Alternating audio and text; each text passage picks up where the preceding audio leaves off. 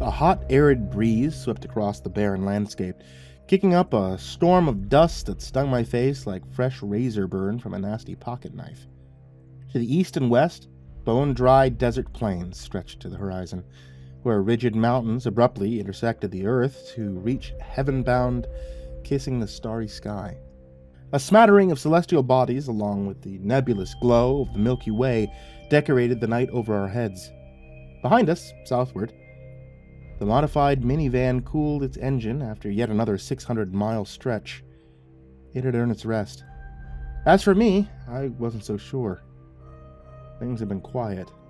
I could feel that something was about to happen again. I felt it in my fingertips, in the deepest recesses of my mind, and even in my soul. We were due for another horrible something. In front of me, maybe 20 feet or so, a cheap-ass diner broke the natural cadence of the desert. Neon light bulbs, a bordered sign over the entrance, buzzing audibly as they illuminated the restaurant's name. Gilligan's Place. As I got closer, I saw that there was more to it. Under those two principal words, a message. The font looked to be handwritten, but it was clearly printed in place. It's frickin' delicious. That's a pretty bold proclamation, Rosa snarked. Let's see if they can actually deliver. Y'all go ahead, Jerry said. I'll be right in. Order me some bacon. He'd been doing the lion's share of the driving for the past few weeks, and liked to seize the opportunity to stretch his legs whenever the opportunity presented itself. And by stretch his legs, I, of course, mean sneak a cigarette or two. Rosa would never allow him to smoke in front of us, but there was an unspoken truce in place. As long as she didn't have to see it, she would limit her criticisms to the form of passive-aggressive comments and judgmental looks. Gaston growled from between her and me as we neared the entrance. He must have sensed something from inside that made him uneasy. That, in turn, made me uneasy. The dog had a keen sense of danger. The door swung open and expelled a young couple.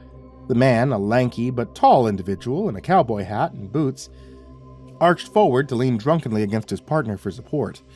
The woman, a short, early 20s gal with dangling crucifix earrings, braced him as best she could as they made their way towards us.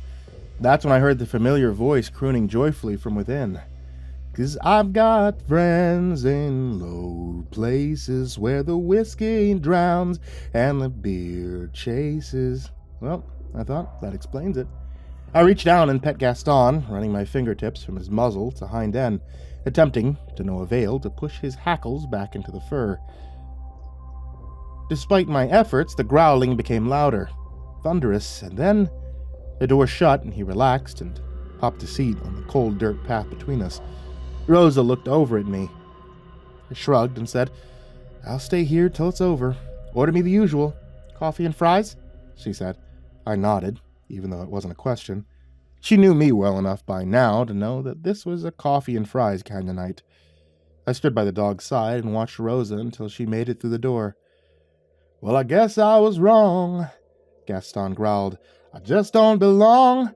She closed the door behind her as quickly as possible, but not before Gaston let out a muffled warning woof. For some strange reason, our dog simply couldn't abide by the swooning tones of Troil Garth Brooks. This had been the case since the first time he heard The Thunder Rolls on a local FM radio station somewhere in South Texas.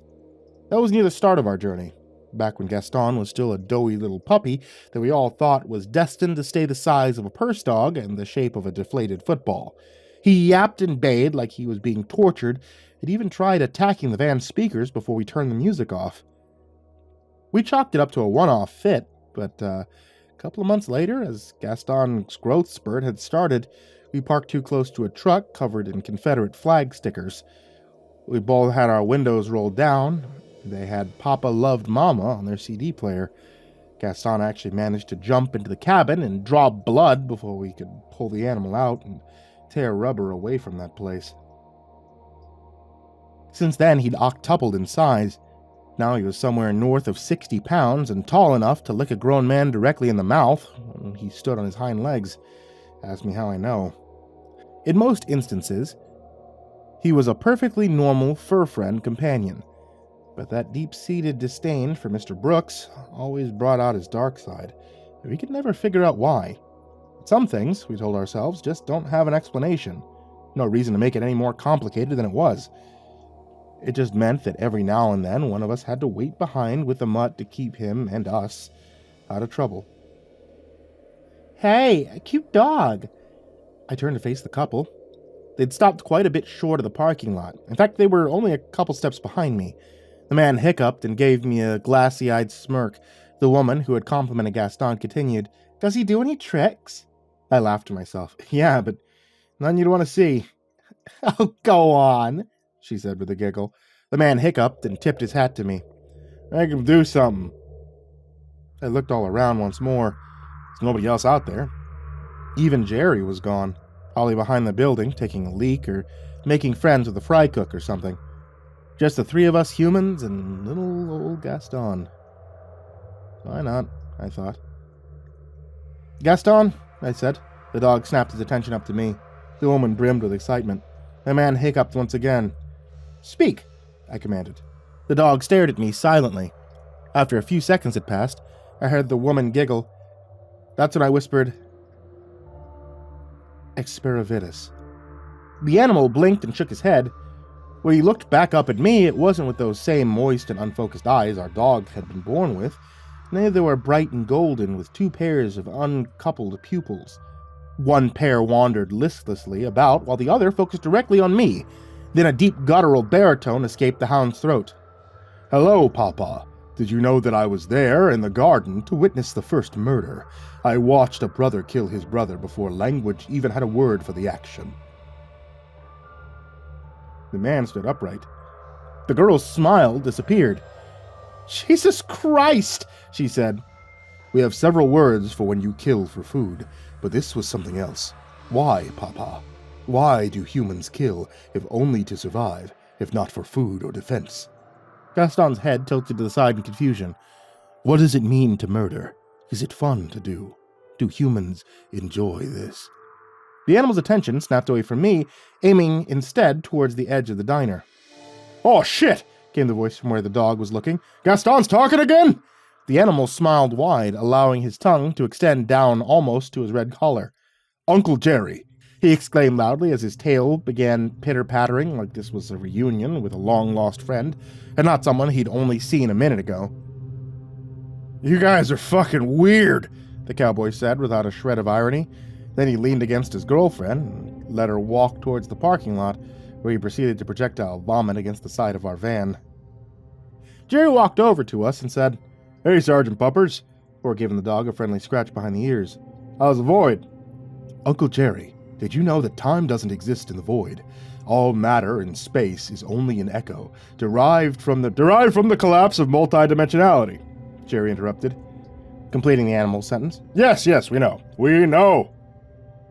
"How can you always tell which one is talking?" I asked. "It's obviously Sergeant Puppers. Look at the way he holds himself, with dignity and panache." Sergeant Puppers, the being that currently controlled Gaston, smiled wide and panted loudly.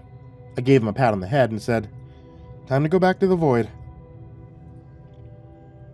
"Did I do good?" he asked. "Yes," I said. "Very good." Iana Somnum. Gaston shook his head again. When he looked back up at us, he only had the one pair of pupils. His attention quickly diverted towards a beetle flying nearby. He lunged and snapped at it, eating it right out of the air with a wet crunch. "Gross," said Jerry. "Dogs gotta eat, which reminds me." I nodded towards the doors.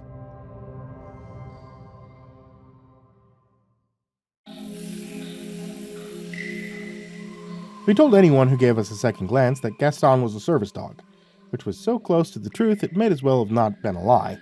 Rosa flagged us over to where she'd found a booth table by the window. I didn't love how far it was from the exit, but Rosa put my fears to rest as soon as we sat down. "I loaded the jukebox with $20 worth of quarters. It's going to be playing a mix of Acid, Pop, and Queen for the foreseeable future." "Aw," Jerry sang with a grin. "I bet we're about to be real popular up in here." $20, huh?" I repeated. I didn't mean to sound judgmental, although I'm sure it came across that way. The truth wasn't much better. I was just anxious. I knew our liquid funds were drying up fast. "It'll be okay," Rosa assured me. At least, she sounded confident. "All right, you guys," Jerry announced. "I'm totally here for the fellowship, but if y'all don't mind, I'm just going to take a quick micro nap. Wake me when the coffee arrives." He put on the pair of oversized sunglasses he keeps in his front pocket, then leaned back against the glass window in the seat next to me. In a matter of seconds, he'd already dozed off. I took out our well-worn map of the United States and uncrumpled it onto the table. Across from me, Rosa fished a pen and highlighter from her purse and set them onto the map. Our last encounter was in a small town outside Santa Fe. What we found there, living under the salt flats, was big, hungry, and ancient. But it was definitely still asleep, which, according to local legend, had been the case for at least 1,000 years. Jerry spray-painted his cell phone number on the side of the beast's torso, along with a short message to call us if it ever woke up. In the meantime, we left it be. No point borrowing trouble. Before we left town, we helped out some of the locals with their totally unrelated Mothman issue. I marked the city on the map with an X. It was one of dozens just like it scattered across the paper. We'd been on the road for nearly 2 years now. Started at our friend Lucy's place, where Gaston tried to eat her and her roommate Tara's pet hedgehog. Lucy was the one who suggested we put our talents to good use, and Tara gave us our first gig expelling the poltergeist from her 1990 Mitsubishi Eclipse.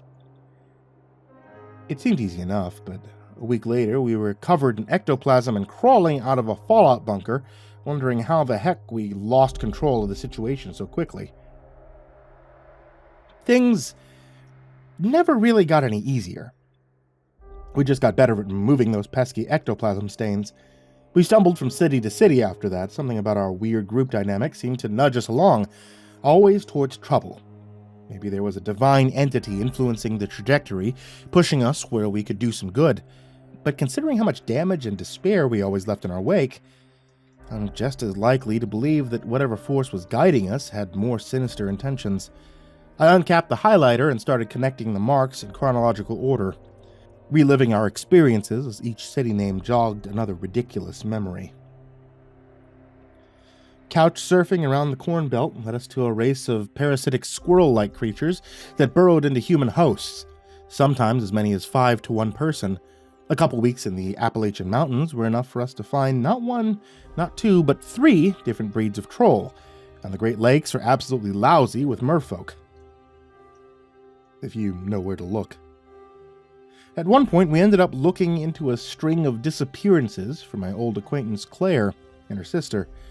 It led us to the discovery of an international network of doomsday cultists, only identifiable through their face tattoos and lust for violence.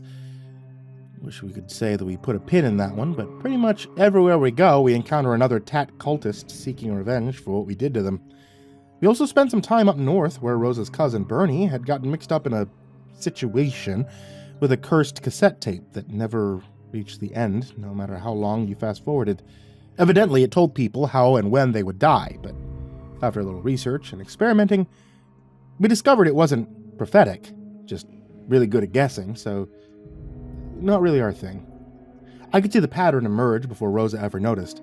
It felt strange being one step ahead of her. She'd always been the smart one, or at the very least the most aware. Her own struggle nearly derailed our road trip early on. It wasn't her fault, of course. But the way that she absorbed so many non-corporeal entities was like an old person with an internet connection, clicking every link they saw and downloading everything they could until their bloatware was duking it out amongst themselves. At times, when she slept in the back of the van, Jerry and I would hear dozens of voices coming out of her mouth, arguing about whose turn it was to possess the body.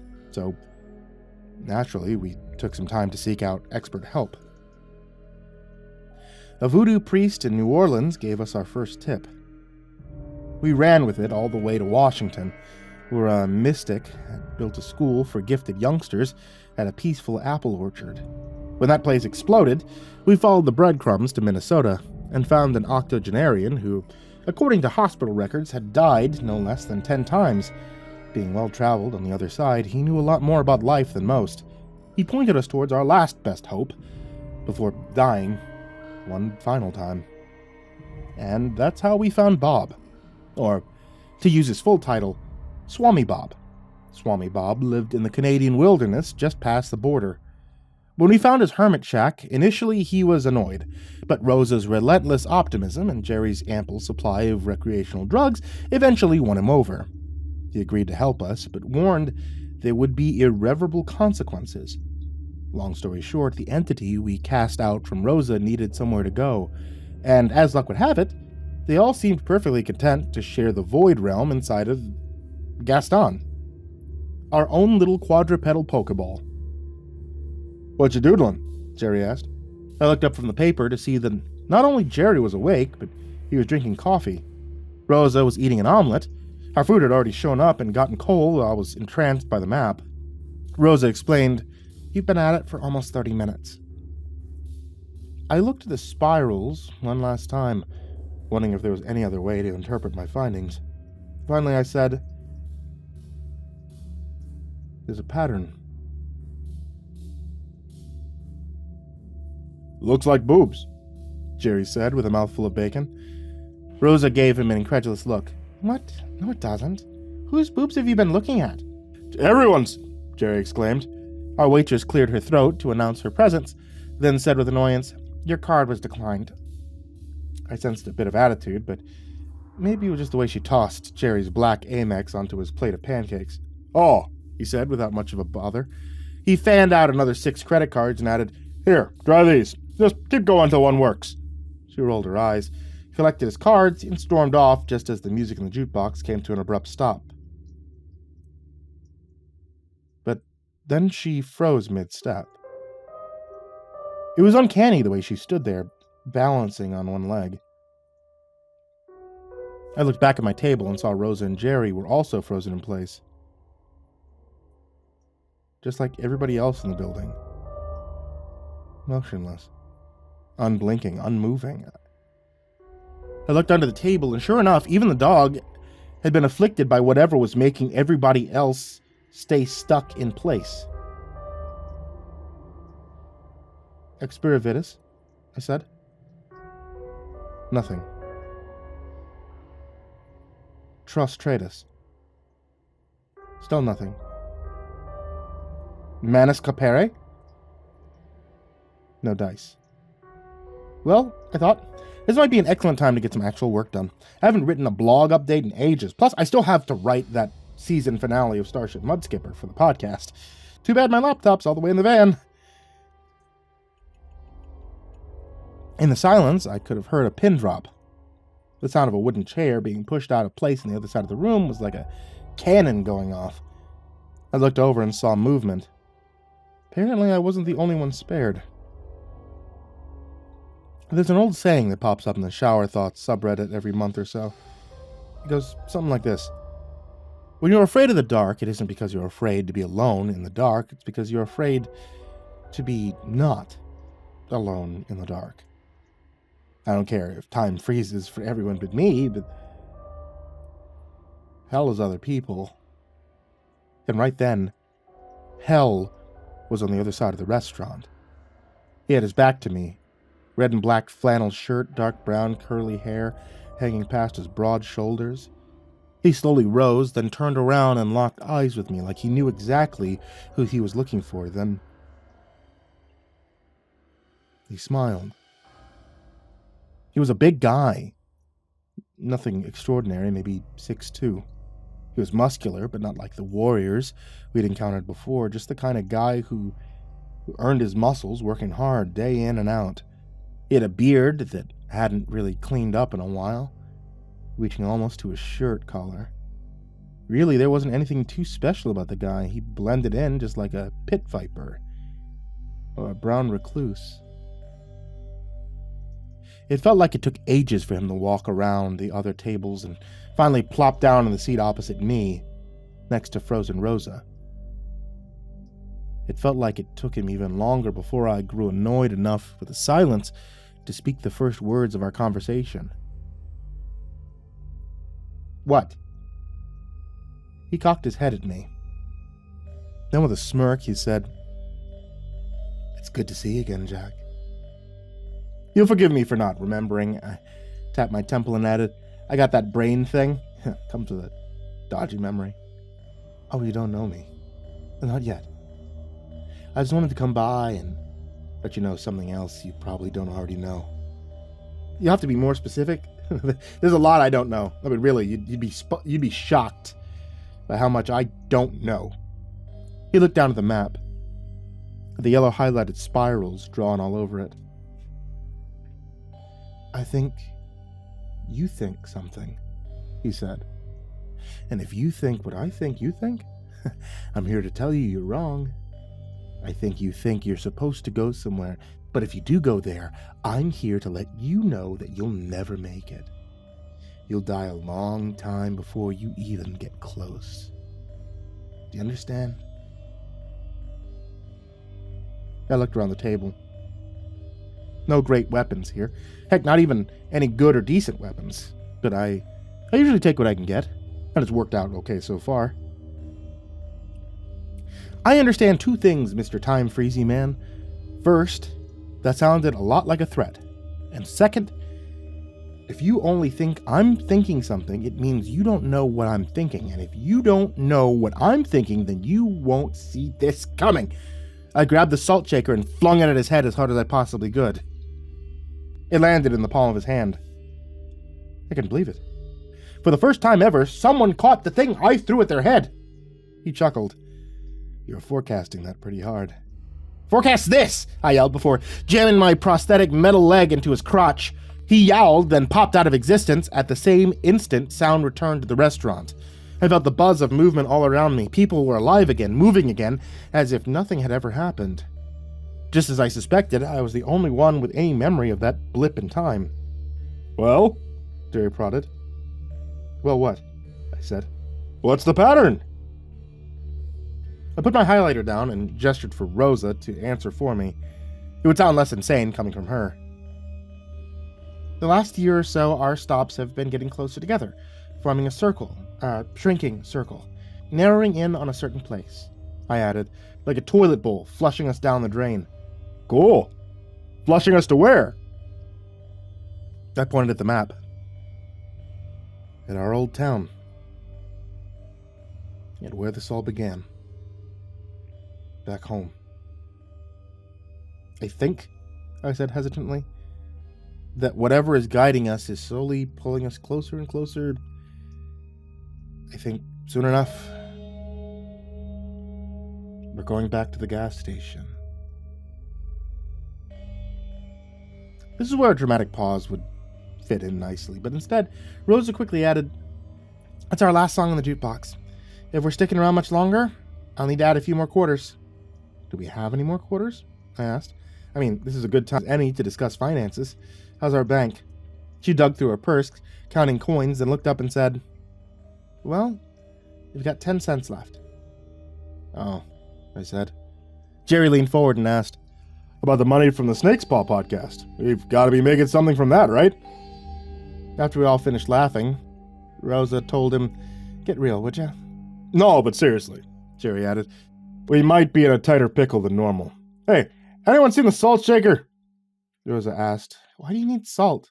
I don't need salt. I want to steal the shaker before we leave. You know what? Never mind. There's no time. No time for what? I asked, as Jerry literally pushed me out of my seat. None of those debit cards are going to work. They're all attached to dead or empty accounts. If we don't want things to get awkward, we need to run. Now. What? Exclaimed Rosa. I'm not going to dine and dash. That's wrong, and you know it. Oh my God! Jerry screamed at the top of his lungs. Everyone in the building turned to face us, despite everything I'd seen, everything I'd gone up against, everything I'd survived. Being put on the spot like that really made me feel vulnerable. There's a bomb in the pancakes! A voice from somewhere in the back of the restaurant responded, Did he say bomb? Another voice added, Bomb! Then another, Bomb! Before I knew it, everyone was rushing towards the exit. A chair went through the window, and Jerry threw Rosa, kicking and screaming, Put me down! Over his shoulder, before Gaston bayed in excitement, Jerry looked at me and asked, What about you? Me? No, I don't have any hang-ups about stealing food. Let's go. When we finally got back on the road, Rosa made Jerry pinky swear he'd mail the restaurant a check for the price of our meal. Plus the window, plus at least 25% tip just as soon as we came across that kind of money. The sun was rising by the time we reached the interstate. Jerry leaned back and asked me the question I'd been dreading. Where to, bud?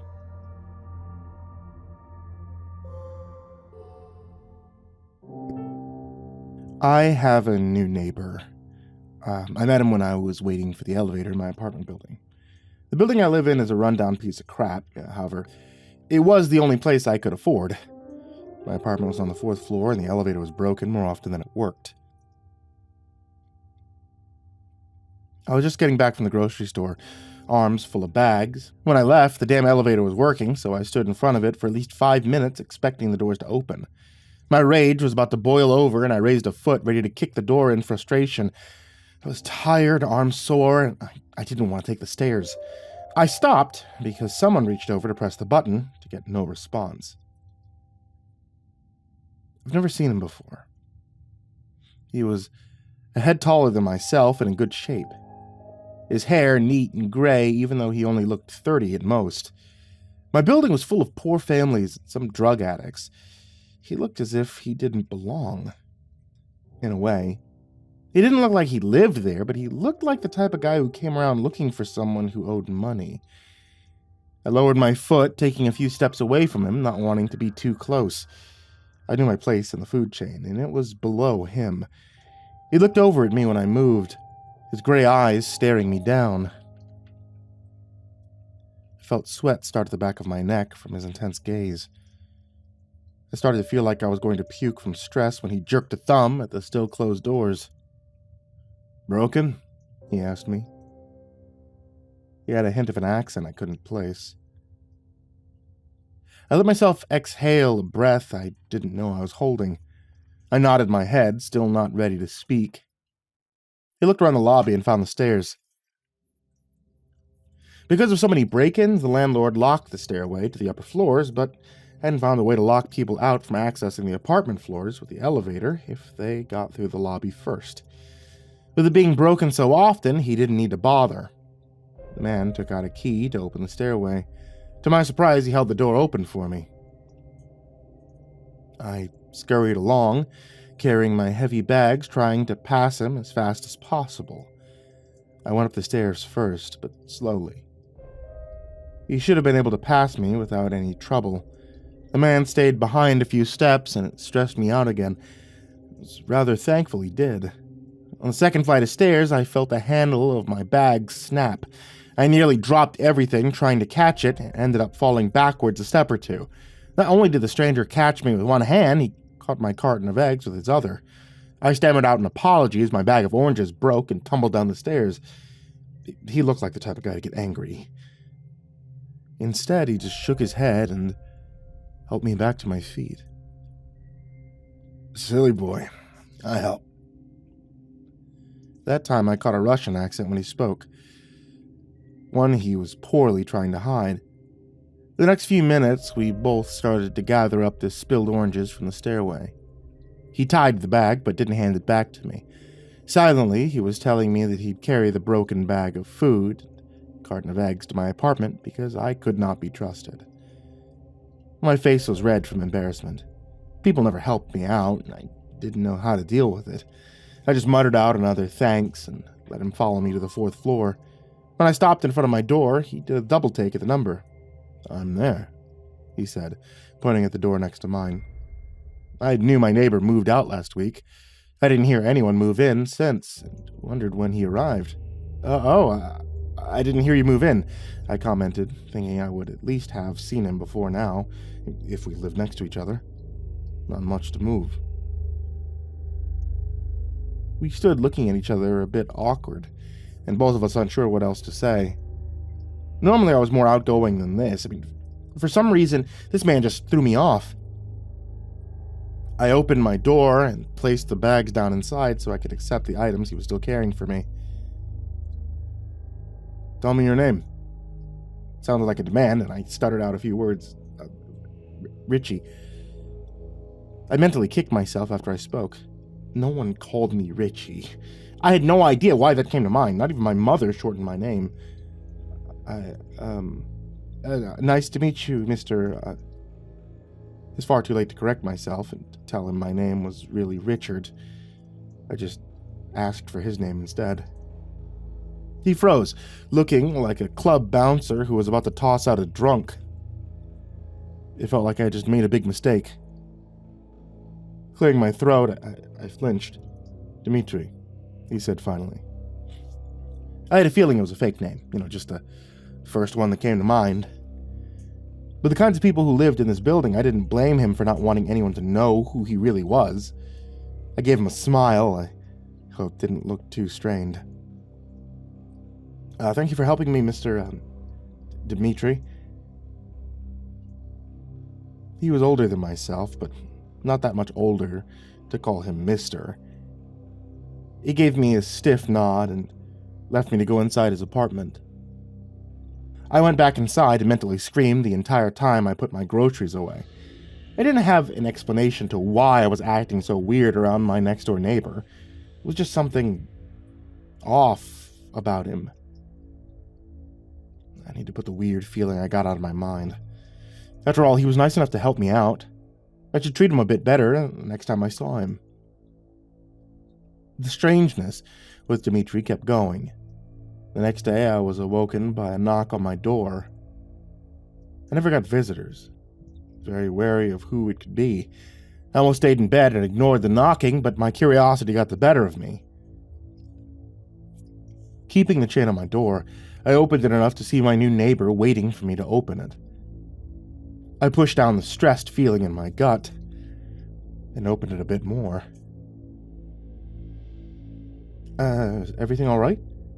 I didn't have a clue what he could need me for. Maybe there was something wrong in his apartment and couldn't get a hold of our landlord. Give me your work time, Dmitri demanded, and it made me confused on what he meant for a few seconds. After thinking, I realized he wanted my work schedule. I didn't have set shifts, rather worked whatever they needed me for that week. It's on my phone. Do you want me to get your number? I could text it to you when I'll be at work? I asked. He nodded, and I went back inside to retrieve my phone. His looked like a cheap burner phone when he pulled it out from his pocket, so we exchanged numbers. After I sent the text, he nodded, looking my hours over. I suddenly regretted it. It looked like he was planning on using this information for nefarious purposes, or I was really just overthinking. I work at home very loud. Only when you're not home. With that vague explanation, he left me standing in my PJs, door open and trying to make sense of what he had just said. Whatever he did for work, he didn't want to disturb me, but also didn't want me hearing anything. That could mean he was into some adult work or something illegal. He looked more like the mob type, and I leaned more towards that. The first week I didn't hear a peep from Dmitri's apartment. He was keeping to his promise of not disturbing me with whatever his job was. I saw brief glimpses of him when I was coming back home from work and he was leaving his apartment. He always had a large bag over one shoulder and wearing black leather gloves. I didn't see a motorcycle in the parking lot. I wondered if he rode one. When we saw each other, he would give me a curt nod or an acknowledgement. I thought that was how we would treat each other, not speaking, just giving a neighborly nod. He did help me, but he always had a dangerous air about him. Even the addicts that hung around the front of the building gave him space when he walked near them. The second time we spoke was because he broke into my apartment. For good reason, that wasn't entirely my fault. I'm starting to wonder if I'm clumsy or just have bad luck. I put a bottle of aspirin on top of the fridge. When I was getting things out to start making dinner, I felt a headache slowly creep its way through my brain. I reached for the bottle of aspirin only to knock them over. It rolled further back and out of reach. Instead of finding my step stool, I climbed up on the kitchen counter, one arm resting my weight on the cupboard, the other reaching for the bottle. I heard a soft creaking. The second everything came tumbling down. My shoddy cupboards were not nailed into the wall properly. Unable to support my weight, it came off the wall, smashing against my head and spilling its content on the way down. I felt blood starting to pour from the cut in my forehead, and all the air was knocked from my lungs, and I fell into the floor with a cupboard on top of my chest.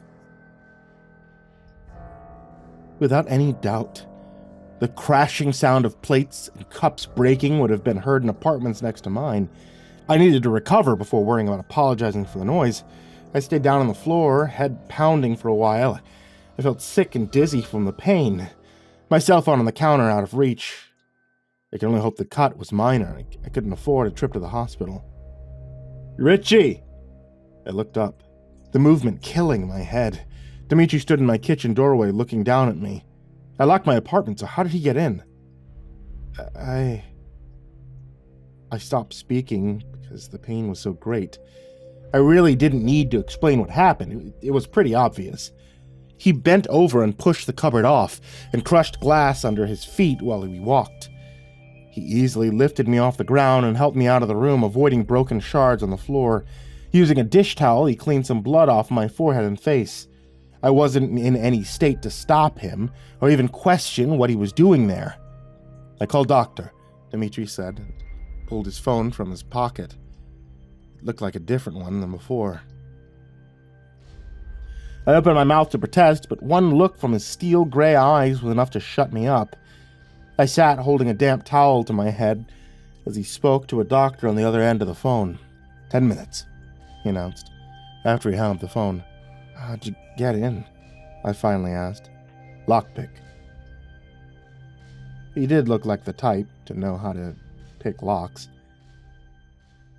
The next 10 minutes was him trying to keep me sitting down as he started to clean up the mess I made. Head wounds bleed a lot. It looked like a murder happened in my kitchen, and I felt like I'd never get the blood out of my cheap tile flooring. The doctor arrived, and Dimitri let him in. The man pulled up a chair in front of me to get a look at my cut. He sat down a bag on the table next to us. He looked like a doctor from the 1800s. His glasses were round and gold-rimmed. He was dressed in a vest with a button-up shirt underneath. His black hair styled perfectly back in the same way every man in the 1950s wore it. He took a penknife out from his bag, so at least his tools weren't old-fashioned. He shone it in my eyes and made me follow it. "No brain damage, that's good. Just a lot of blood on a minor cut. Dimitri could have dealt with this himself, but I suppose you want to make sure your brains weren't scrambled." The man introduced himself as Dr. Philo, before sitting down and looking me over. His tone was stern, but somewhat fatherly. "Sorry to bring you over here. I'm sure this is out of your way. I could have gone to the hospital," I said, suddenly feeling embarrassed. "Making house calls, part of my job. A lot of patients can't make it to my clinic for various reasons." I winced as he fully cleaned the cut and started to stitch it up without giving me any warning. It was only 3 stitches, but it still hurt. Noise came from the kitchen as Dimitri cleaned up the carnage that was once my dishes. "He's an alright guy, even if he looks pretty scary." I kept talking, trying to distract myself from the pain. "He doesn't look like the type to help out like this." "Oh, I think he just doesn't want to move again. If you look past what kinds of people live in this area, the place is pretty good. Cheap rent, close to everything you need," the doctor explained. When the cut was dealt with, he put his tools back into his leather bag. When the tools were put away, he took out a thermos, a box of cookies. I recognized the store name. I could never afford to buy anything from the bakery they came from. It was very popular and way beyond my budget. He poured a small cup of tea that smelled like flowers.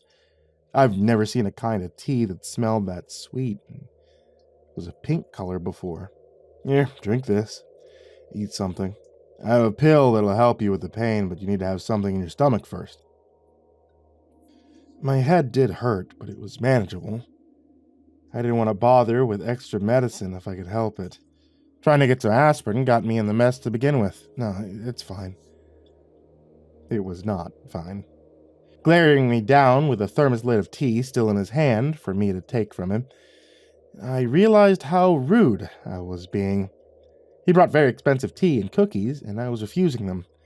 The cookies were the best I've ever had, and the tea was as sweet as it smelled, but not an overpowering sweetness. I wanted to ask him what brand, but I feared it would also be out of my budget. I sat sipping away, feeling a bit embarrassed again. I had 2 strangers in my apartment because I didn't just go and find something stable to stand on.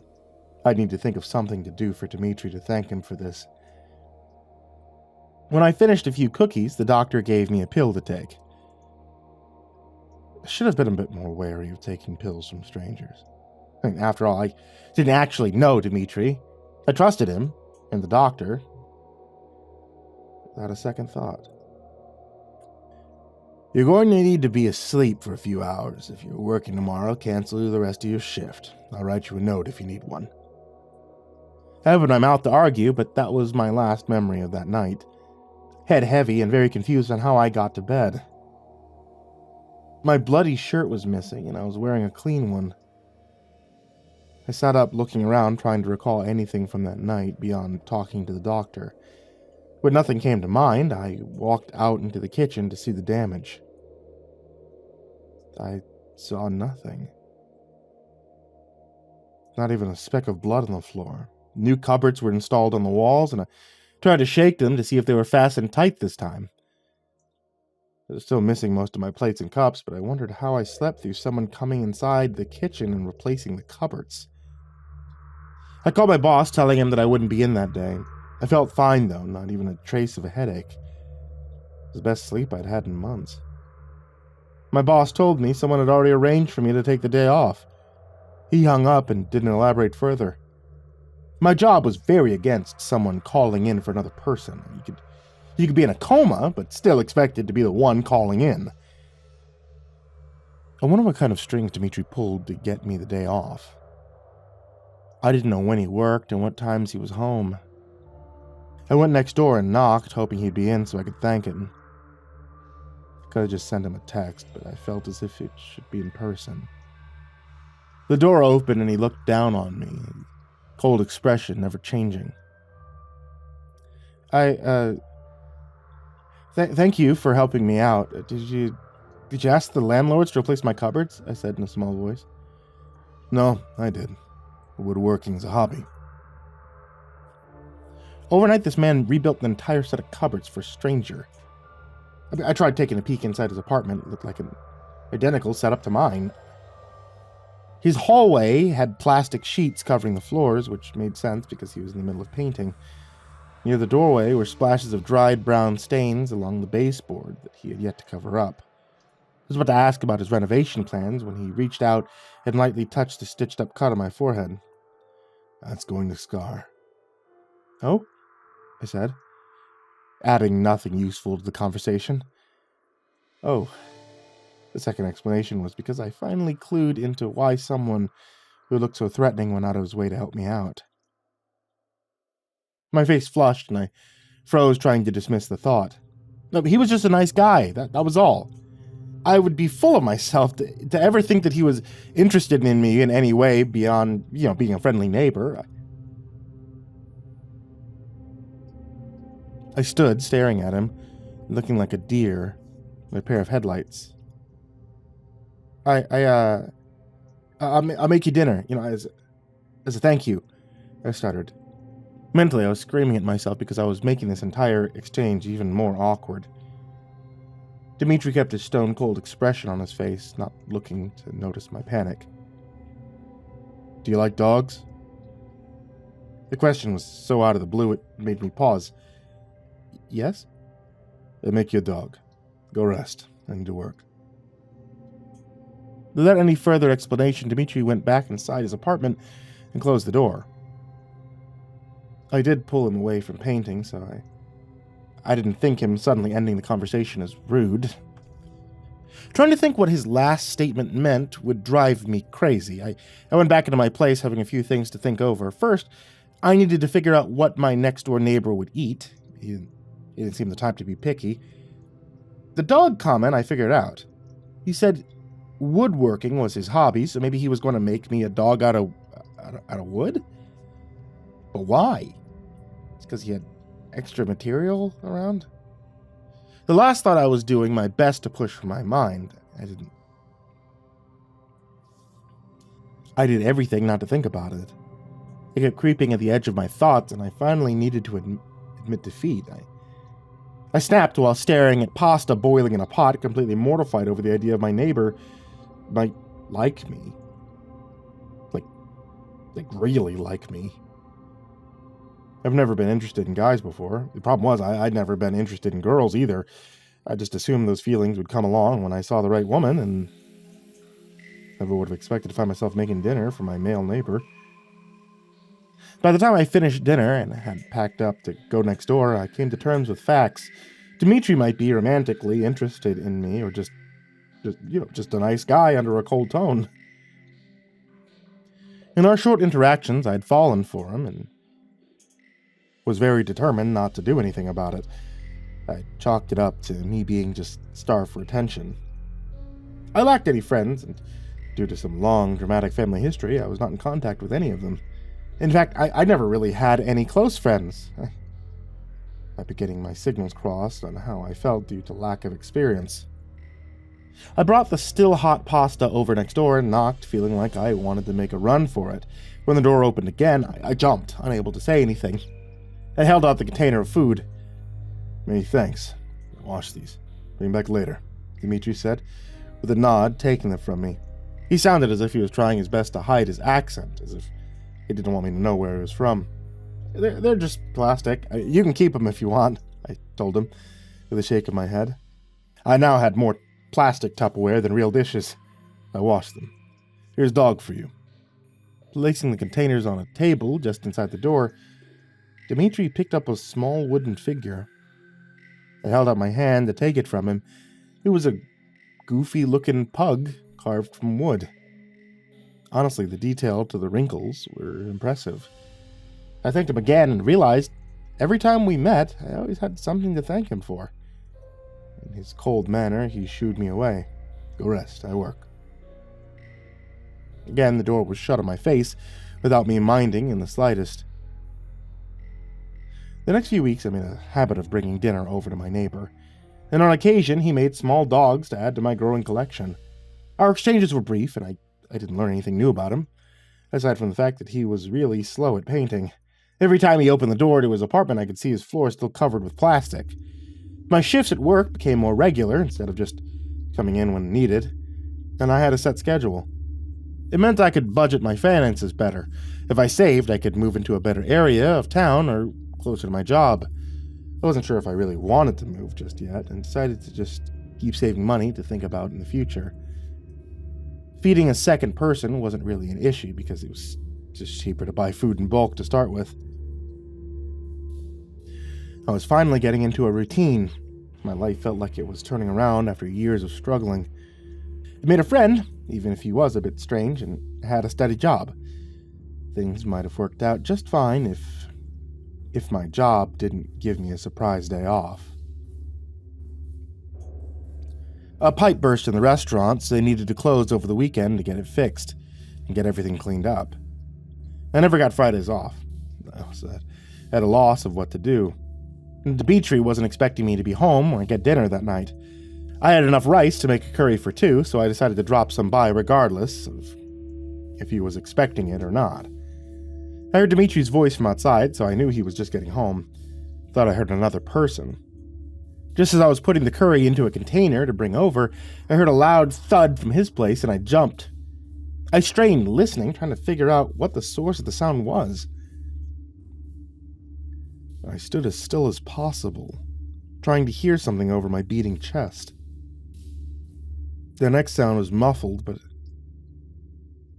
I could have sworn I heard a scream. On reflex, I grabbed the container of food, I rushed over, not even bothering to close my door. Outside of his apartment, I slipped in some liquid and my heart sank when I saw it looked a lot like blood. I was in panic when I noticed his door wasn't closed all the way. Dimitri looked as if he could handle himself, but all these were bad signs. Without even thinking, I rushed inside his place, still holding hot containers. My feet slipped again on the plastic-covered floors, but I froze when I saw what I had just stumbled into. My brain just would not register what I was seeing for a few moments. I knew I was looking at Dimitri from his frame, but not his face. I only saw it for a few seconds, but the image is burned into my memory. His face was split open, horizontally.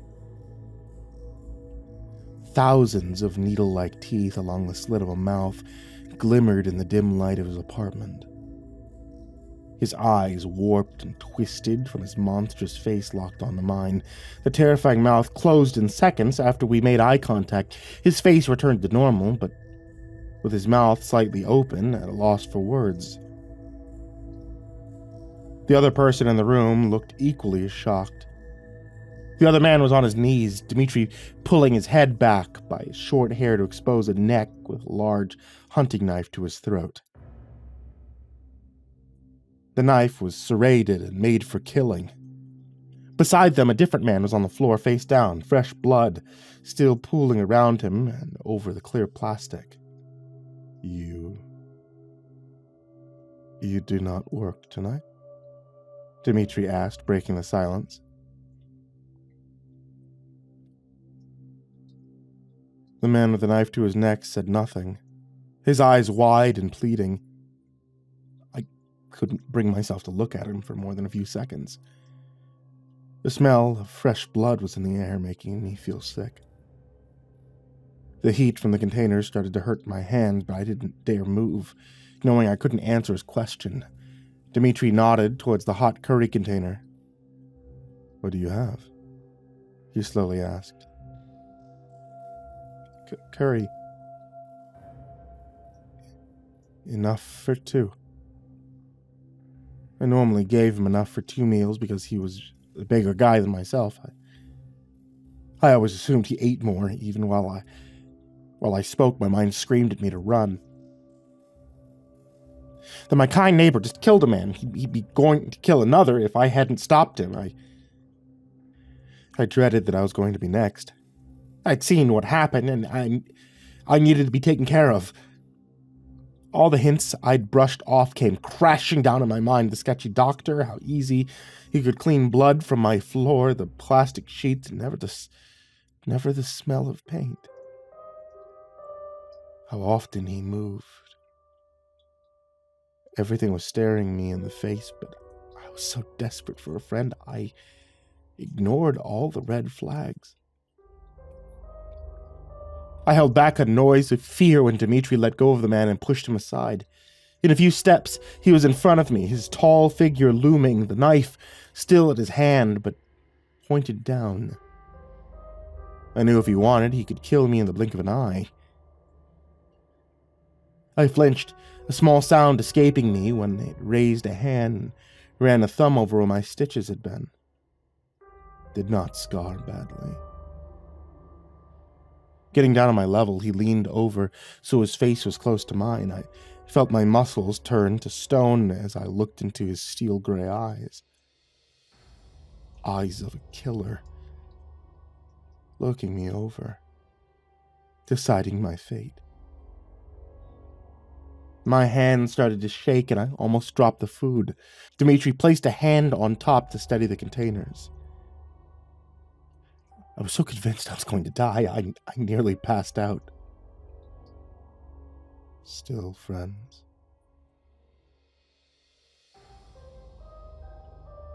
His voice was low and had a hint of worry in it. My heart was so loud I nearly didn't hear him. Friends? He wanted to know if I was still going to act friendly around him. I risked a look over his shoulder and at the man who looked as scared as I was. I made a choice.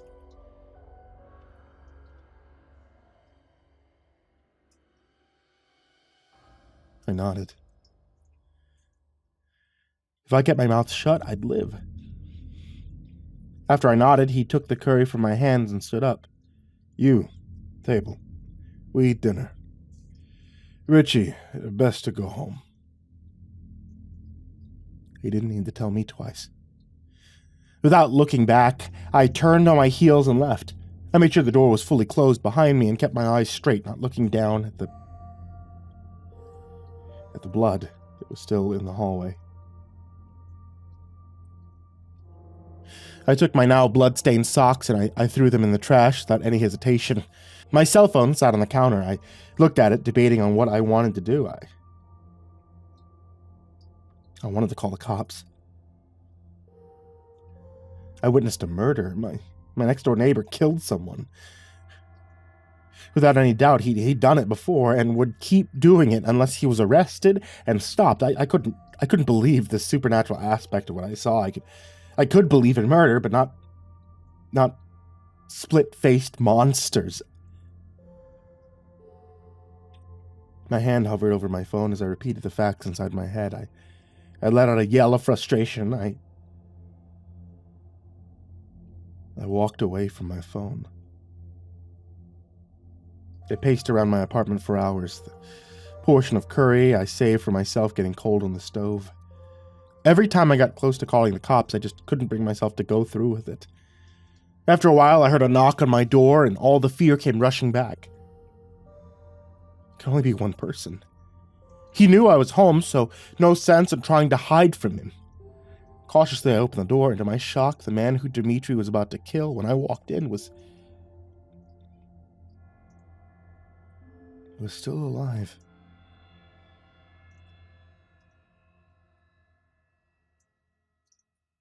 His face bruised, but he was breathing. He wanted to thank you for dinner. My friend will be leaving. The man gave me a nod, his face pale and his hands shaking at his side. Still friends? Dimitri asked me again. Still friends, I confirmed with a small nod. That was enough for him. He took the man by his arm and dragged him down the hallway. If he was going to let him go free or kill him somewhere else, it was a mystery I'd never know the answer to.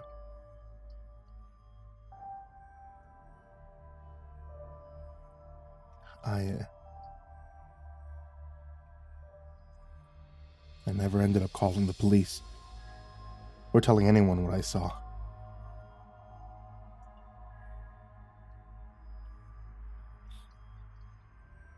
I saw Dimitri a few times in the hallway in passing, but his face looked strained. He knew I wasn't going to get him arrested. It was far too late by now.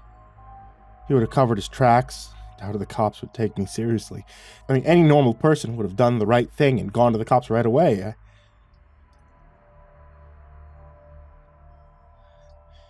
I felt pretty guilty for not doing so. Instead of moving or suggesting to Dimitri that he should leave, I did something I don't regret. I brought over another meal for him. His face a bit shocked to see me knocking on his door with a smile on my face and food in my hands. We were still friends, after all. And I was going to treat him almost the same as I did before. Gathering up my courage, I offered him the food and asked him something that I'd wanted to for a while.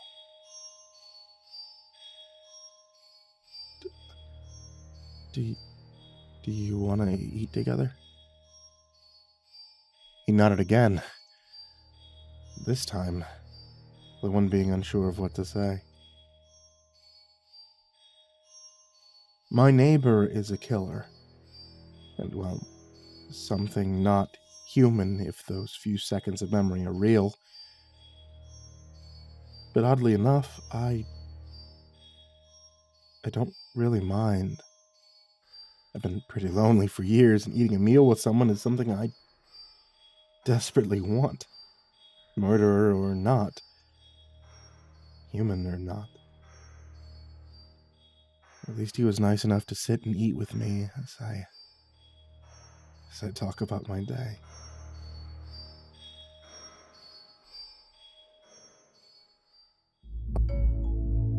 I could have flown home, but I thought a drive would, clear my head. I'd finished 4 years in the Marines, for the messiest years of my life. I had made the mistake of bringing my new wife to California with me and returned from Iraq to find her warming somebody else's bed. The bed in question is of a fellow Marine, someone left on base while I fought and bled for our country. 6 months of staying on base so I could meet with lawyers and finish my divorce, and I was finally out and done. When I told my dad that I was going to rent a car and drive home, he understood. I told him I needed to come back slow so I could clear my head. He told me to drive safe, said take your time. We'll be here when you get back, he said. I took him up on that. I was coming cross country, California to Tennessee, and I was seeing the sights, taking in the local flavor. I decided to make a long, overdue vacation. I did a lot of thinking on that trip. My only mistake was picking that kid up. I was driving through Oklahoma, enjoying the sights and feeling like I could watch the hills and valleys roll by forever, when I saw the kid standing there with his thumb out. He was young, couldn't have been old enough to enlist despite his army coat. It was July, heat stifling, but he was wearing fatigues and a service jacket that looked antique. A breeze ruffled his hair, pushing it back in a harsh puff that made me think of kids blowing on dandelion fluffs. Maybe it was the jacket, maybe it was the look of naked want on his face, but I pulled up beside him, I rolled the window down. "Hey kid, you need a lift?" He turned his perfect sky blue eyes to me. I'll never forget his words. I sometimes hear them when I'm asleep. "Yeah, I sure do. Can you give me a list of McMahon, mister? I'll thank you if you do." I thought that was a little weird, but I told him to climb in. He did so gladly. The signs told me McMahon was about 30 miles up the road. I expected the kid to chatter like a squirrel the whole time, and to my surprise, he was quiet. His eyes closed, his head bowed the first couple of minutes. It took me a minute to realize he was praying, and when he finished, he sat up, plastered a half daffy grin on his face. "God tell you I was a straight shoot?" I asked, more to break the ice than anything. "He said thank you for your assistance, mister. You'll be greatly rewarded in this kingdom." I nodded, thinking I could use all the help I could get. The farther we drove, the more I began to suspect that something was off about the kid. He stared forward the whole time, his blue eyes on the horizon, his mouth seemed to set an ethereal grin. He wasn't as young as I thought, maybe 18, 19. The jacket had the name Harris stenciled on it. It's covered in patches, too. The kind you get for service.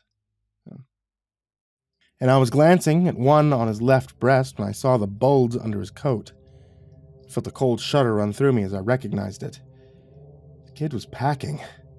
"You look pretty young for service, kid," I said, trying to dissuade some of the fear. "Your brother give you the jacket? Was he in Iraq like me?"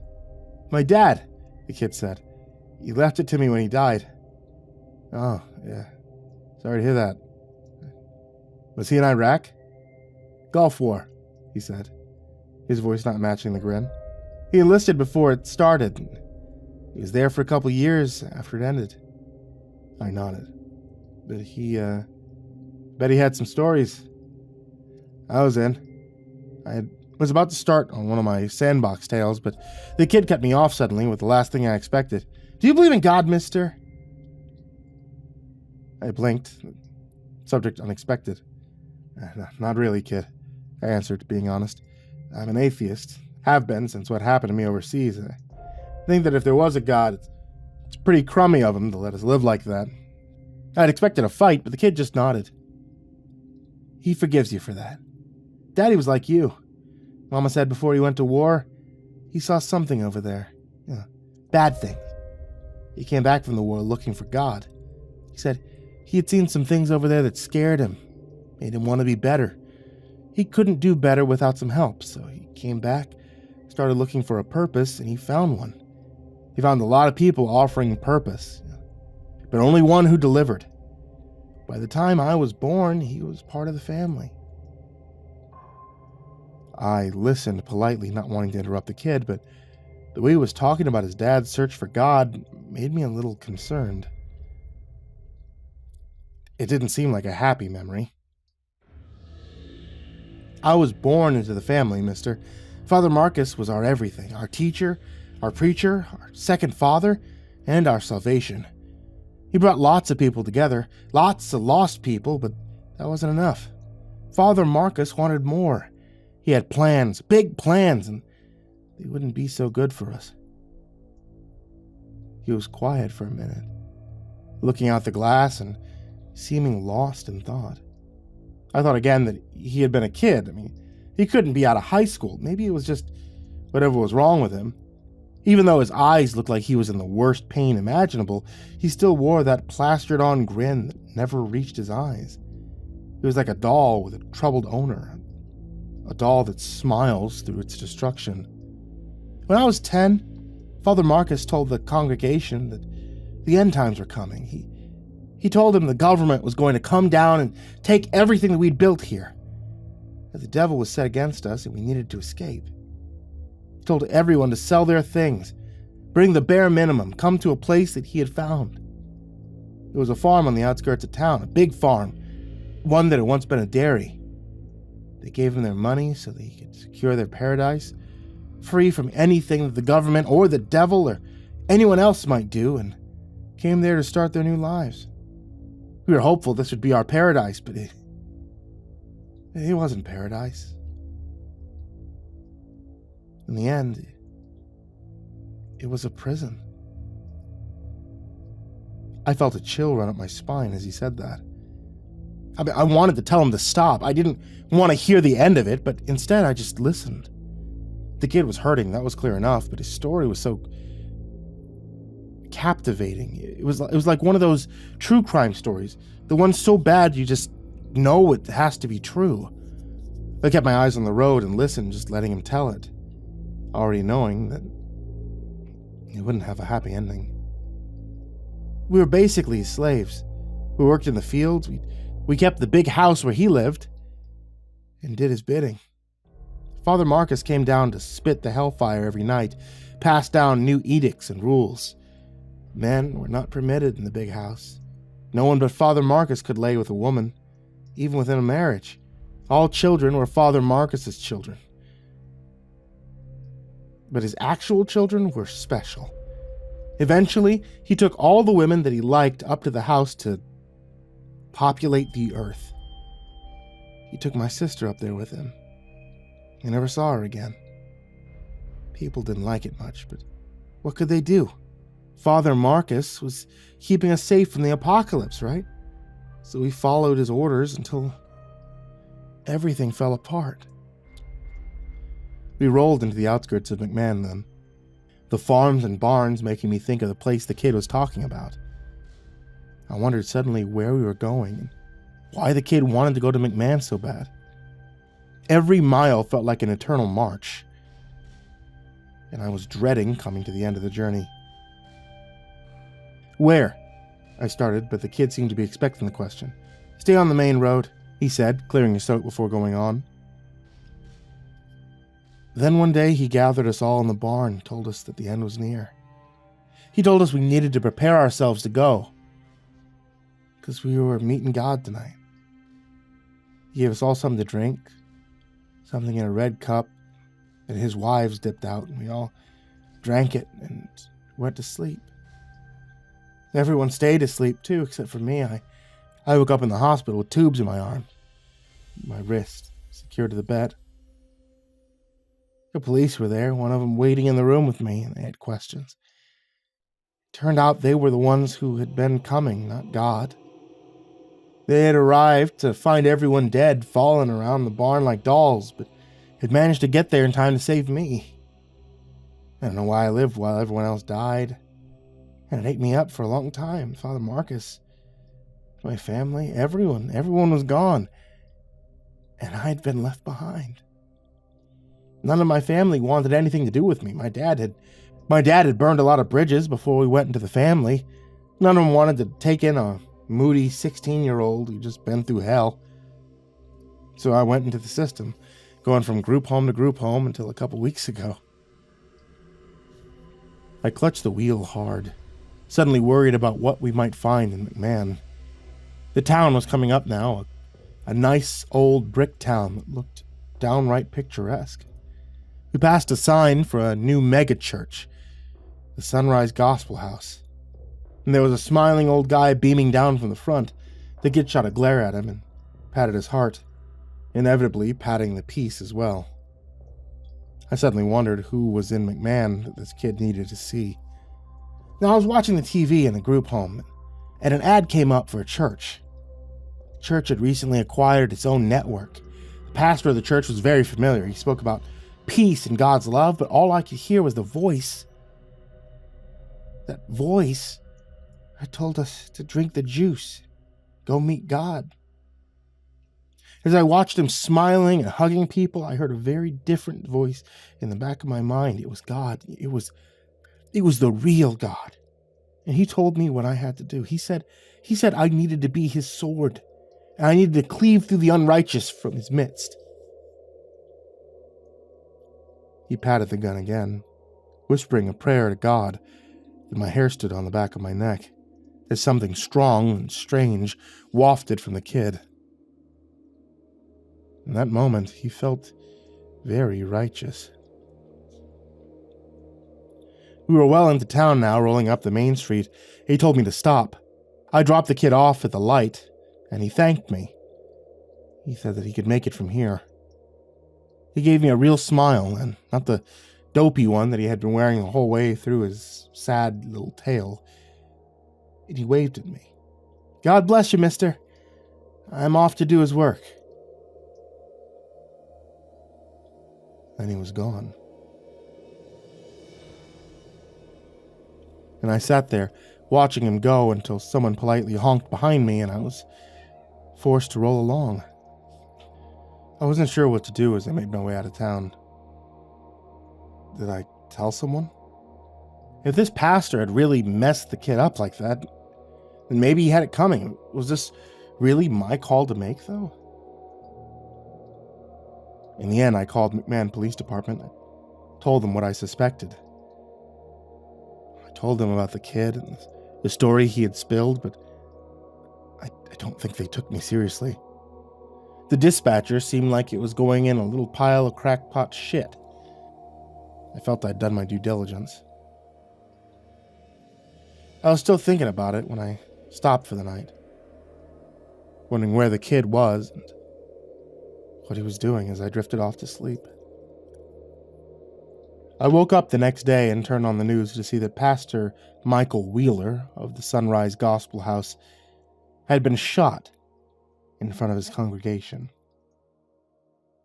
The pastor, someone wanted by the FBI for his alleged connection to several past cults, had been shot by someone from one of his past religious orders. The kid was in custody. But police were already saying he was mentally unwell, and this was likely a retaliation slaying. Police were still looking for a mysterious caller who had tipped them off before the shooting, and they had many questions for that individual. I left Oklahoma as quickly as I could, flinching every time I saw a cop. That was a couple of years ago, and I've never told anyone what happened on that trip. Something that weighs on me since I let that kid out, although I can only imagine that he was right about God blessing me. I came back, I found a job, one that paid well, met the love of my life, settled into wedded bliss fairly easily. It all seemed very easy while it was happening, and I couldn't help but wonder if a little divine direction had something to do with it. Maybe as long as he doesn't point me at his enemies like he did that kid, I suppose we can be square.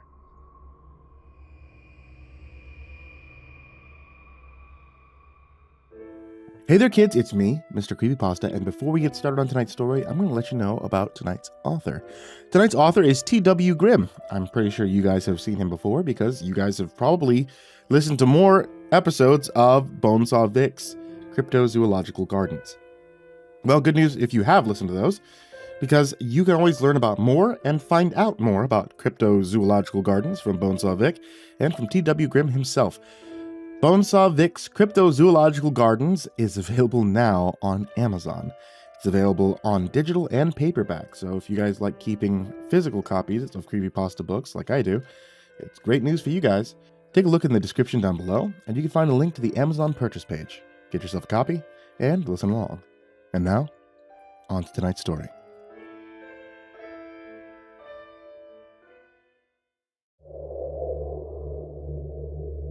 True crime has always been a hot topic across a wide variety of media. People are morbidly fascinated by the dark side of human nature, to the point where real-life accounts of murder and mayhem have become their very own genre. It's not hard to see why people are captivated by the grim stories recounted in this ever-widening sprawl of books, documentaries, and podcasts. In my opinion, this brand of horror is easily the most frightening kind because these heinous events and deeds actually occurred. They can happen, do happen, all the time, every single day. And the victims are most often regular, everyday people, just like you and me. True crime is, by turns, shocking, lurid, and tantalizing entertainment. However, I can assure you it's a lot different when you become personally involved in one of these unsavory tales of madness and death. Let me start from the beginning. Kaz and I were on the midnight shift at the time, which meant that we were working in the other wing. In my opinion, the other wing was hands down the scariest place to work in the whole zoo. No doubt about it. It housed a vampire, a succubus, which is a demonic entity that... it's kind of like a vampire, but much, much worse. A putrid zombie and an 800-year-old skinwalker who was completely off his rocker on psychedelics most of the time. But to me, the most tragically frightening entity in that wing was the poltergeist. Now, her name was Catherine. When she was just 7 years old, Catherine was murdered in the drawing room of her own home. She was decapitated and left to bleed on the floor by an unknown assailant. Catherine's murder was never solved, and she became yet another obscure footnote in the big book of human misery. Tragedy struck yet again after her death. Through the fault of her own, her grief and fury doomed the poor thing to an eternal existence as a poltergeist. This particular brand of spiritual entity has the ability to manipulate physical objects, and they're notorious for their tendency to violently lash out against the living. For the most part, they lack the psychic energy to do more than just open the cupboard doors and knock over a few dishes. Catherine, however, was a rather extreme exception. Her spirit was right full of piss and vinegar. By the time I started working for Vic at the zoo, she was officially responsible for 3 grisly deaths, 4 mental breakdowns, and dozens of physical injuries. These ranged in severity from scratches and slight bruising to crippling compound fractures and internal bleeding. Long story short, Catherine was no joke. She could kill you, and she would kill you, and most important of all, she actively wanted to kill you. The only way to ensure your safety was to watch her every movement in the reflection of a silver-backed mirror. As long as you could see her in the mirror, she would be rendered unable to attack. The second you lost track of her in the mirror, you were in very deep shit. Needless to say, the caretakers only entered her habitat if it was absolutely necessary. Seeing as how she was a ghost, there wasn't much you could do for her anyway. One of us would pop in to do some quick vacuuming and dusting every few weeks. That was about it. Poor, angry little Catherine absolutely did not want any interaction with the living. Until I came along. All prior attempts at communication had been unsuccessful. Catherine would just stand there and hold her severed head in the air, silently glaring at the interloper, with murder in her eyes. That all changed in the wee hours of a Tuesday night shift. For the first time in 8 years that she'd been at the zoo, Catherine spoke to someone. And the person she chose to speak to was none other than yours truly, Billy Whitebread, the caretaker's assistant. This is the story of how Casimir and I teamed up to solve the mystery of Catherine's murder. Pull up a chair, make yourself a drink. You're probably going to need it.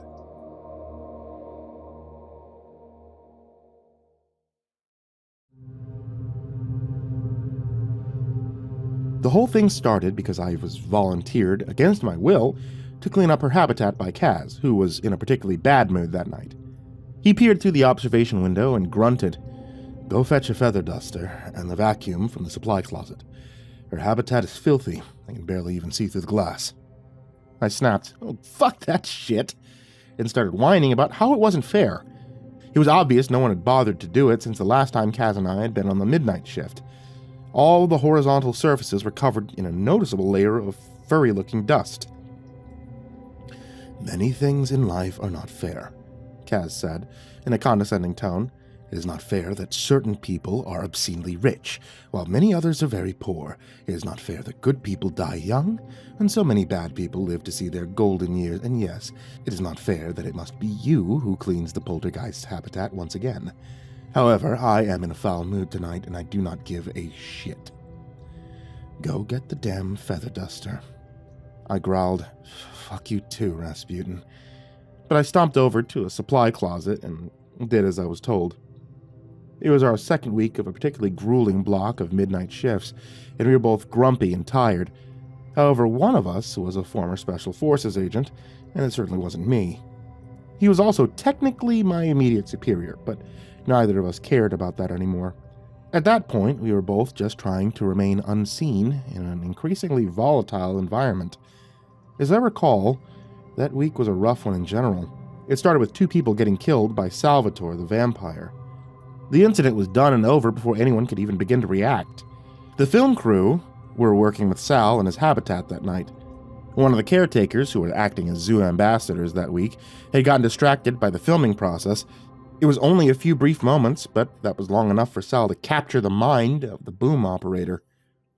The assistant turned around just in time to see the boom operator throw his silver chain onto the floor, and then all hell broke loose. The starving vampire slammed into him like a freight train, and the poor guy's blood was splashed across the wall in a hot spray of crimson. The assistant panicked and jumped on Sal from behind, making him scream in agony as the silver chain pressed into the vampire's back. Salvatore flung the would-be rescuer across the entire length of the room, and he slammed into the opposite wall with brutal force. All of his internal organs disintegrated on impact, along with the majority of his bones. The best thing you could say about the entire mess was that both victims died almost instantly. When the security team made their entry, 70 seconds later, they could barely identify the bodies as being human. The boom operator's body was in the worst shape of the 2 dead men. His remains had been completely torn apart. He was literally rendered limb from limb during the attack. Salvatore was standing nearby, dripping with blood from head to toe. According to the other caretaker, who was present in the room, as the rescue team backed him into a corner with their squirt guns, Sal kept moaning, "Hell is so fucking good. So fucking good." All the other crew members who were present that night immediately quit, and they stormed out into the parking lot. One of Victor's security goons made them go back inside at gunpoint. During the ensuing uproar, phone calls were made to both Victor and Nick McKnight, the film's director. Nick and Victor arrived at the zoo at almost the same time. They got into a heated argument in the lobby, which rapidly turned into a furious screaming match. Vic ended up pinning the director to a wall by his throat. It took 4 people to pry him off.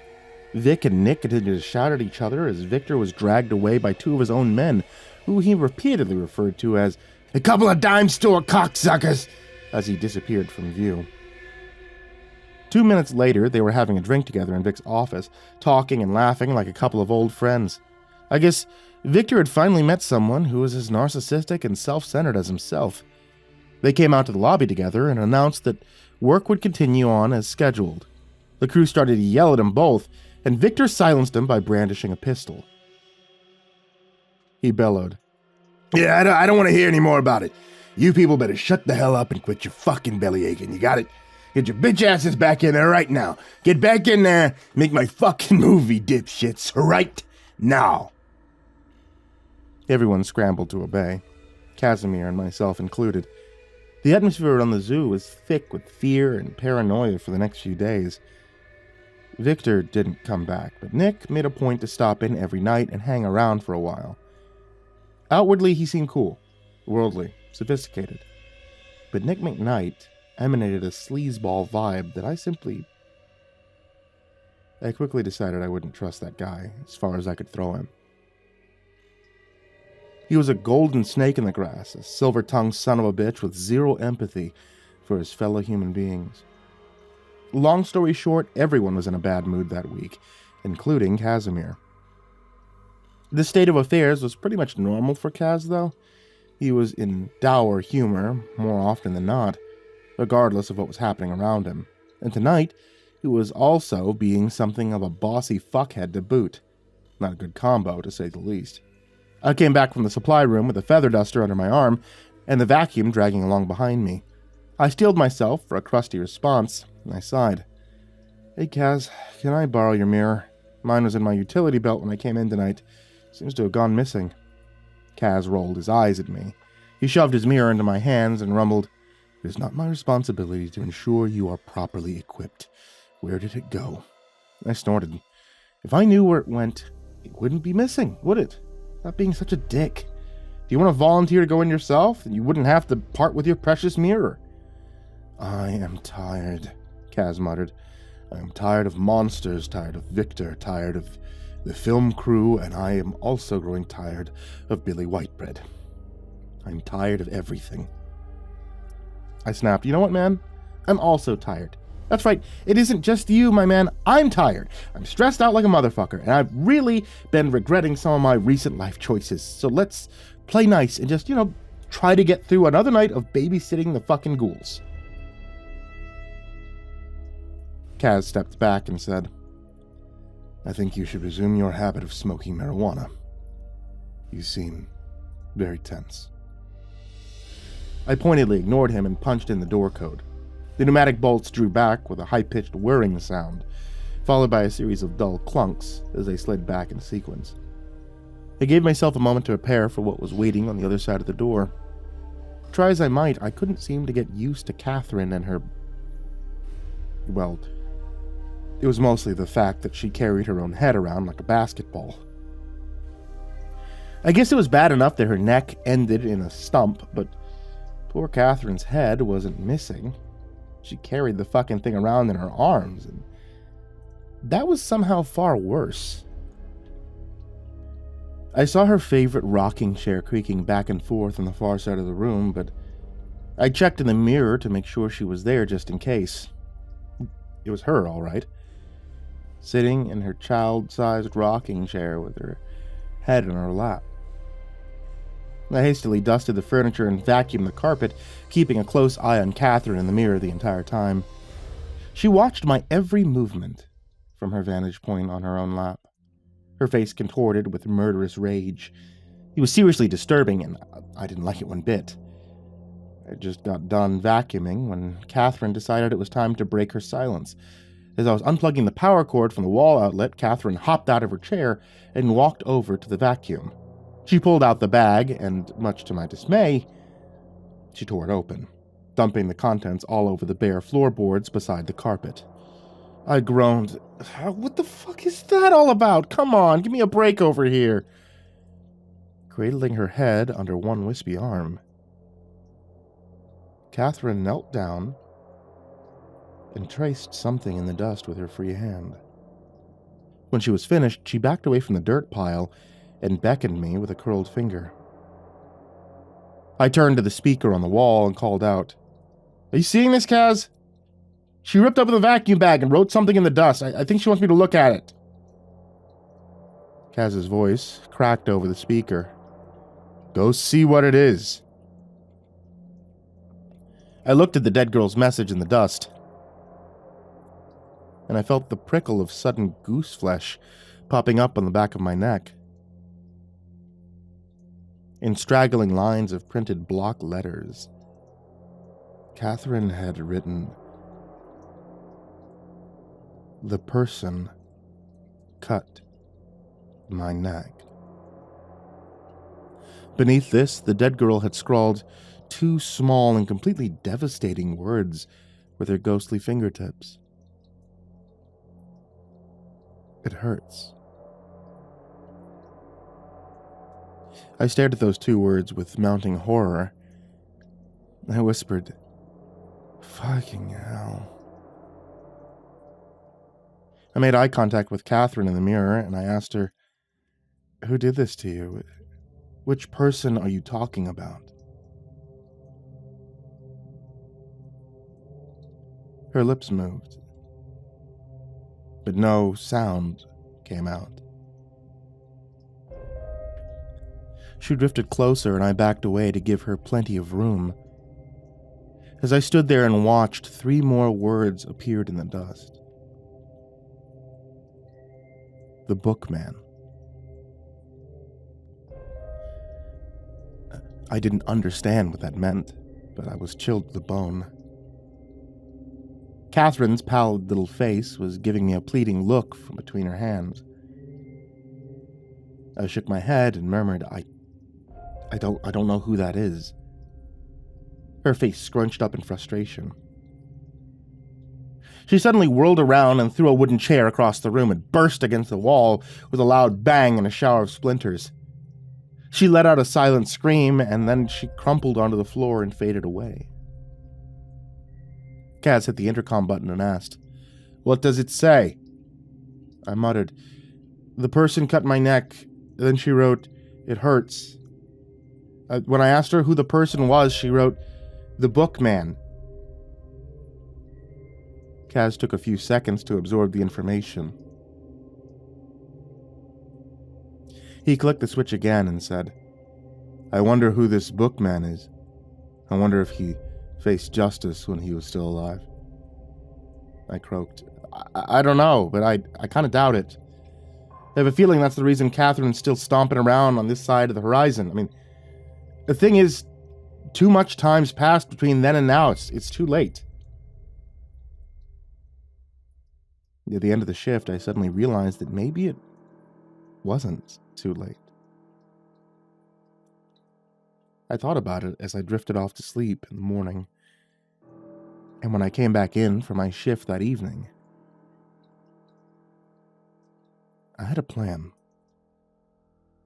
I knew how I could release Catherine from her suffering. With the help of Falling Sky, I could solve her murder.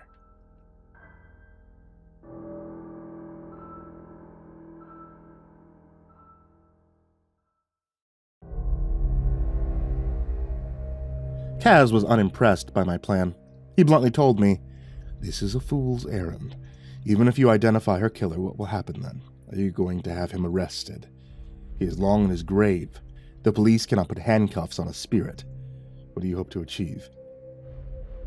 I ran my hands through my hair and sighed. Well, I hope it'll put her at peace. I think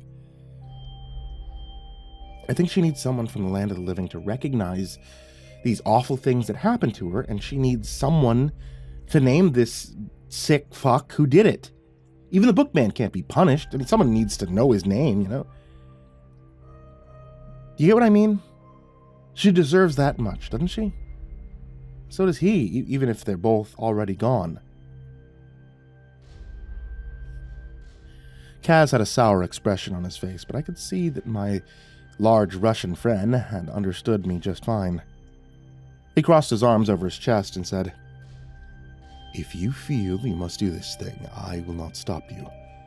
Only one of us can enter the habitat at a time, so I will keep watch from the window. Do as you like, but I will never set foot in the spirit world again. Not until my last breath passes my lips. I nodded and said, "Fair enough, big fella. The film crew is supposed to be over in the aviary wing tonight, so we shouldn't have any interruptions.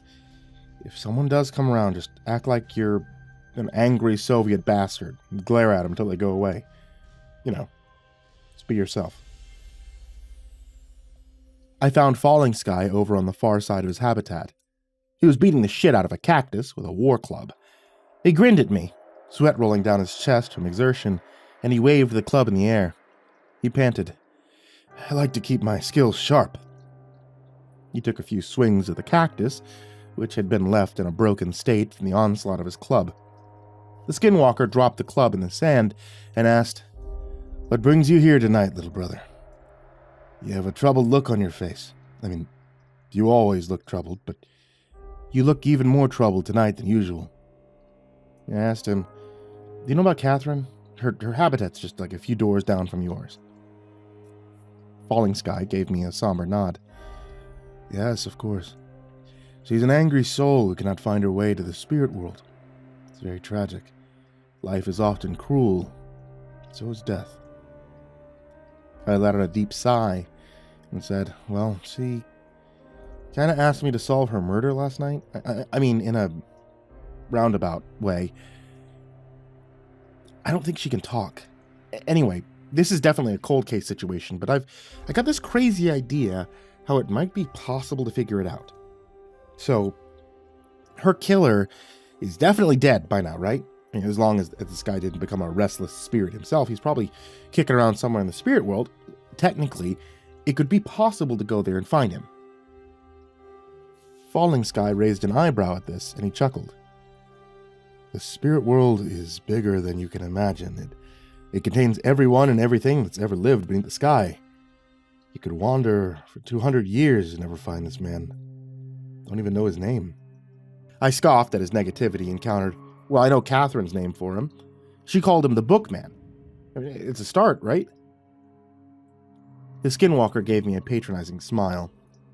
He patted my shoulder and said, "That depends heavily on two things. One, if you could fully open your mind, and two, if the universe deems you worthy of a helping hand. There are many billions of spirits on the other side. It would be like searching for a single leaf in a vast forest." I rubbed my temples and grunted. She told me it still hurts. 100 and some odd years later, and it still hurts. Every day, every night, every single second. For over a century. That really got under my skin, you know? I can't stop thinking about it. This guy, he needs to be brought to justice. However it may play out in the end, it doesn't matter. We have to try. "Sounds like you're speaking for the both of us," Falling Sky noted in a dry tone. "I think perhaps you can only speak for yourself." I closed my eyes and massaged my temples again. I was getting a headache. I muttered, "What else are you doing right now? You gonna go smack the shit out of another cactus with your war club?" "I'm willing to drink another mug of that horrible tea if it could possibly help this girl. Just thinking about it makes my stomach turn. But I'm willing to do it. What's your excuse?" A slow grin spread across his face. Falling Sky clapped me on the shoulder again and boomed, "You have a pure soul, Billy Whitebread. I can't let such a brave warrior face this evil alone. Well, eagle or bear? Which do you choose?" I grimaced at him and snapped, "Look, you can come along or stay here, but I'm not going to take on the form of an animal. It's a bunch of pseudo-spiritual horse shit. Don't be such a corny douchebag. This isn't a movie. Going to the spirit world is serious business, isn't it?" Falling Sky smirked at me and said, "You don't even know what to do when you get there, but now you're suddenly an expert. How can anything be serious when your name is Billy Wheatbread?" I gave him the side eye and grumbled, "The name's Billy Whitebread, okay? I don't call you Sinking Clouds or something, do I? Yeah, you didn't like that, did you? I could kill you in a heartbeat." the skinwalker muttered, and he started stomping over to his Hogan. Don't forget that. I could turn into a mountain lion and rip your face off. I gave my new friend a strange smile and said, Stop grumbling and make the tea. You've got a murder to solve.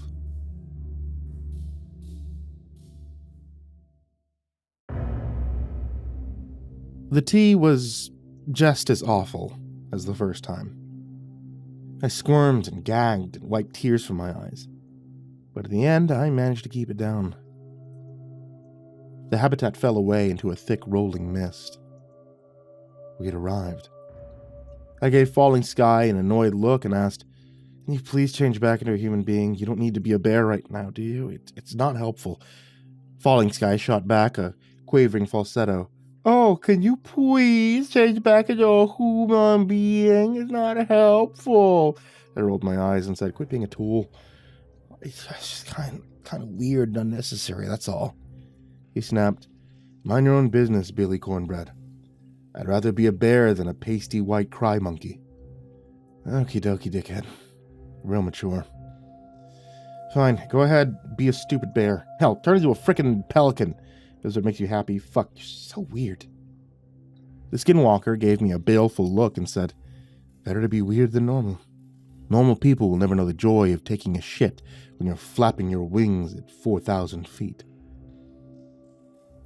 Just sticking your backside into the abyss, letting it rain down. Now, that is freedom. He started to amble away in some random direction. I called out, Where are you going? Falling Sky looked over his shoulder and yelled back, How the heck should I know? This is your adventure, not mine. All I know is if you're trying to find something, you have to look for it. So that's what I'm doing. I muttered, Fair enough. And I followed him into the roiling mist. As we plodded along through the dull and featureless landscape, I found myself having second thoughts about the viability of this plan. Was I wrong?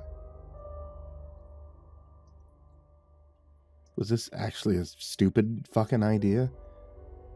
For some unknown reason, I had imagined I'd be stumbling across a series of clues and a cast of zany characters, encountering danger and intrigue as I navigated through a fantasy landscape. This, however, was the exact opposite.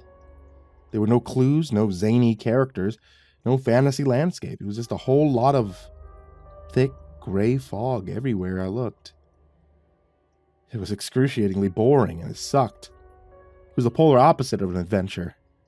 I tapped Falling Sky on his fluffy hindquarters and muttered, I think you're right, man. How are we supposed to find anything in this fog?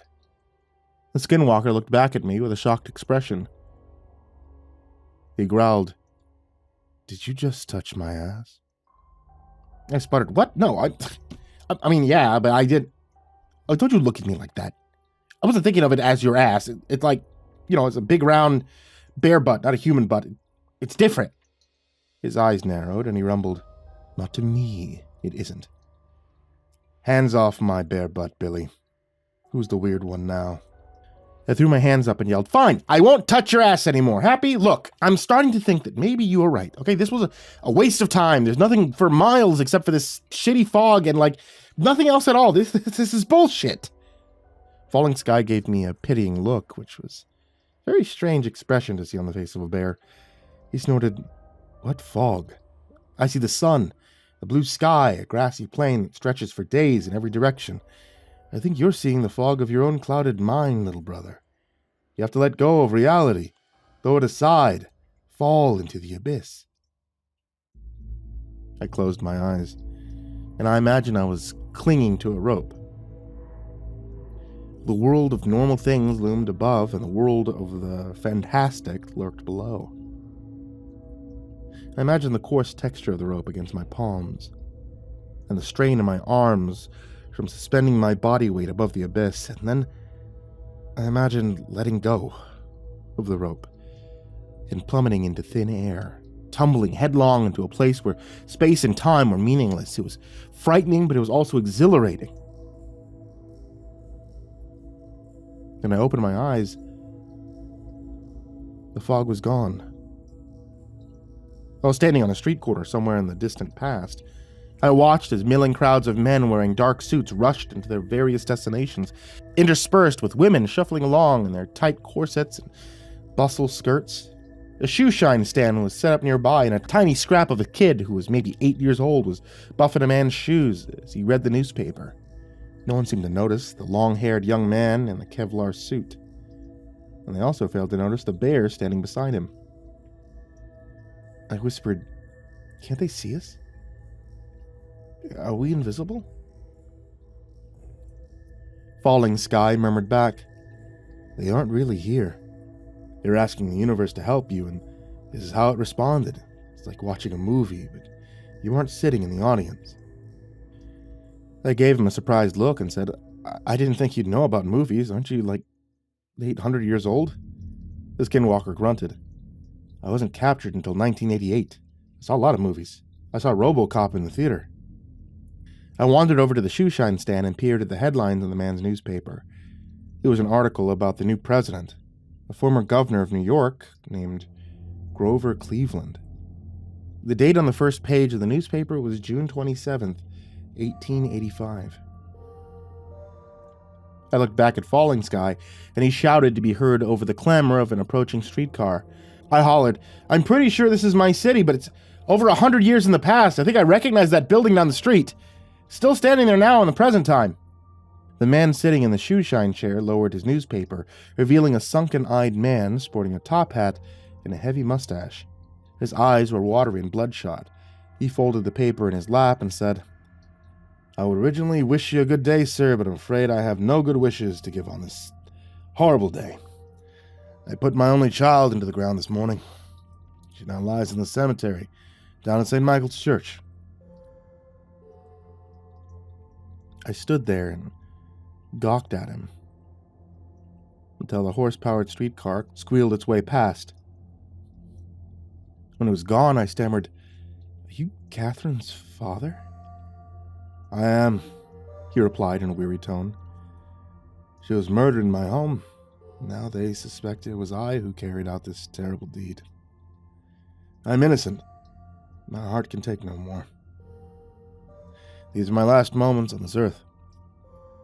The shoeshine boy chirped, "All done, mister," and Catherine's father handed him a few coins.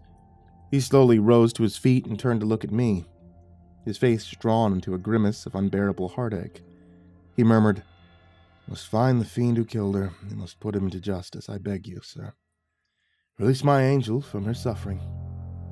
I gripped his arm and gently asked, "Do you have any idea who could have done this? Do you remember anything that could help me find this guy?" He leaned closer and whispered, "Mark my words, sir. Beware any man who believes he is pure." Catherine's father abruptly shuffled across the street, a broken human being with no desire to continue. I watched as he started talking to a beat cop who was standing on the opposite corner. His voice was drowned out by the approach of another oncoming streetcar, but the cop started to look alarmed by his words. Just before the streetcar passed between us, the grieving man pulled a revolver out of his coat, and he put the barrel against his temple. I screamed, "Don't do it!" But I was over 100 years too late. I was witnessing an event from the forgotten past, and there was nothing I could do to stop it. I heard the shot, followed by a volley of horrified shrieks from the witnesses. When the streetcar passed out of view, Catherine's dad was lying in a pool of blood.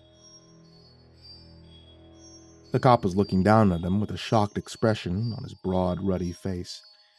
I jogged across the street and waved my hands to get his attention. I asked him, "What did he say before he pulled the trigger?" A very strange thing happened as soon as I spoke to the beat cop. As soon as he heard my voice, he appeared to step out of the scene, for lack of a better description, and his facial expression turned neutral. It was pretty jarring. At a family Christmas gathering many years ago, I sat down with the kids and tried to play one of these newfangled modern video games. My interactions with the non-playable characters reminded me strongly of the beat cop. The way the characters just stopped what they were doing and focused on me was unnervingly similar. The cop answered in a neutral tone. He said he was innocent, sir, and then he said something about a wolf who dressed as a shepherd. I didn't catch it all because of the streetcar. I mumbled, "Thank you." "Okay," and started to turn away. I paused, and then I turned back to the cop and asked, Hey, this might sound really strange, but are you real? Like, is everyone here a ghost? Or is it me who's the ghost?" He softly answered, "We are all destined to become ghosts, sir. The prophecy begins the moment we're born. It's only a question of how quickly we'll get there."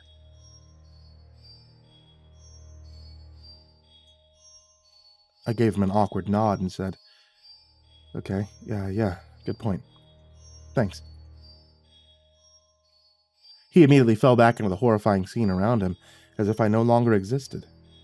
I ran across the street to join Falling Sky, who was hunkered down on his haunches, impatiently waiting my return. I ran my hands through my hair and gasped, "See that?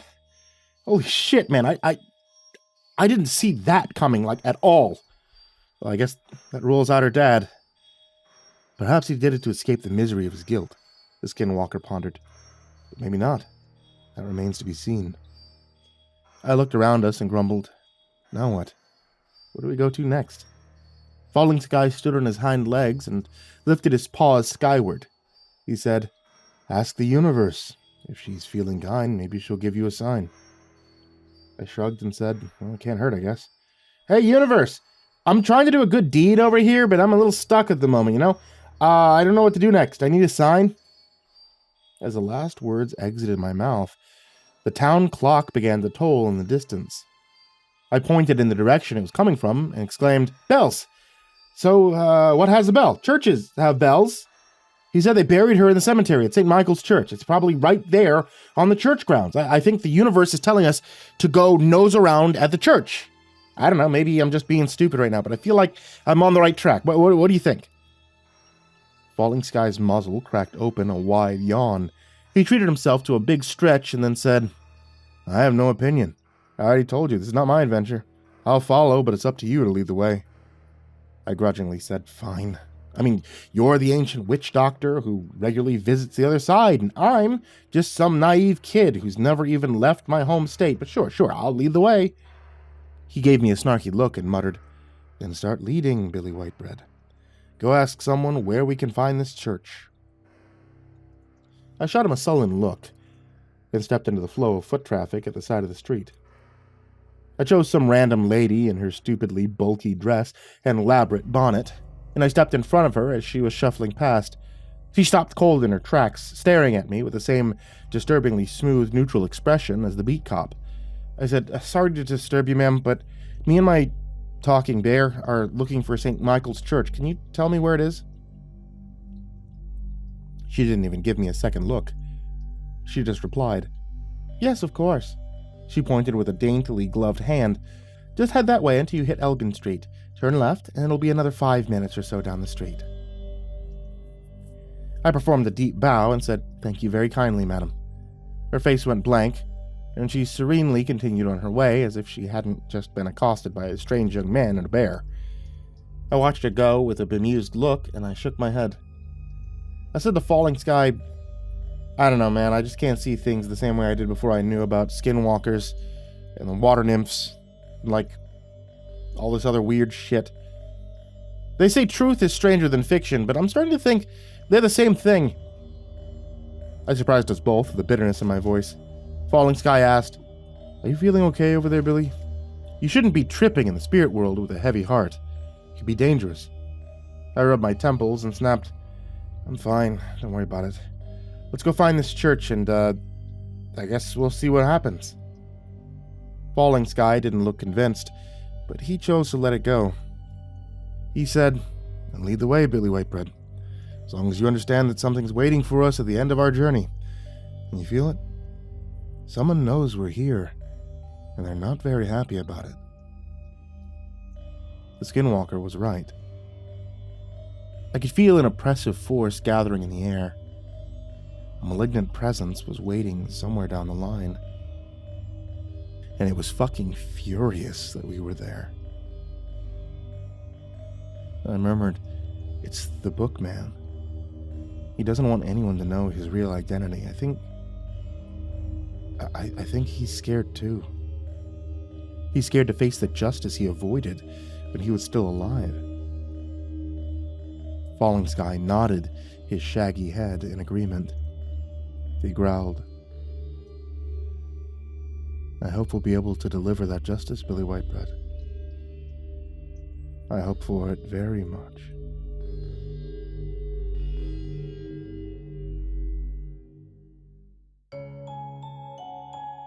Hey, it's summertime, which means that if you guys want to beat the heat, and man, does it keep getting hotter and hotter, check out etsy.com/shop/ivorymonocletea. You can always get yourself a little bit of iced tea from there. I think using a darker tea like the Dark and Stormy Night you can be able to get, which is the MrCreepyPasta themed one. It's kind of perfect doing like a dark sweet tea, and I don't know, maybe it's the Texas man in me, but a sweet tea is great in the hot summer. Once again, that's etsy.com/shop/ivorymonocletea. As always, I want to give a very big thank you to everybody out there on patreon.com/MrCreepyPasta.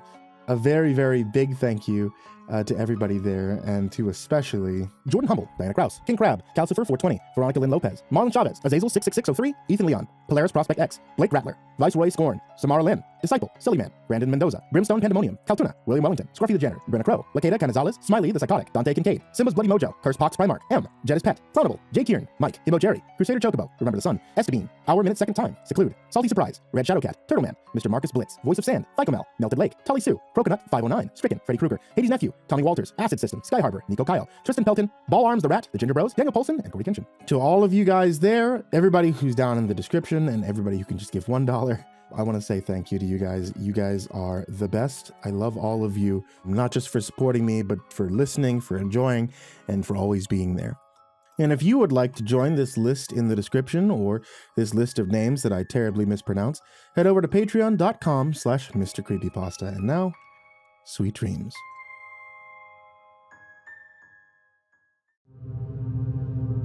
We could see the spire of the church reaching into the sky as soon as we turned the corner. It gave me a murky tingle of foreboding in the pit of my stomach. St. Michael's Church was a large, vaguely menacing structure that covered most of a city block. It featured a tower with a clock, a steeple, and a belfry. The steeple was capped with a roof lantern, which in turn had been outfitted with a lightning rod in the shape of a crucifix. It looked like a weapon of war, thrusting with murderous intent into the underbelly of the clouds. The longer I looked at the old church, the more off-kilter details seemed to jump out at me.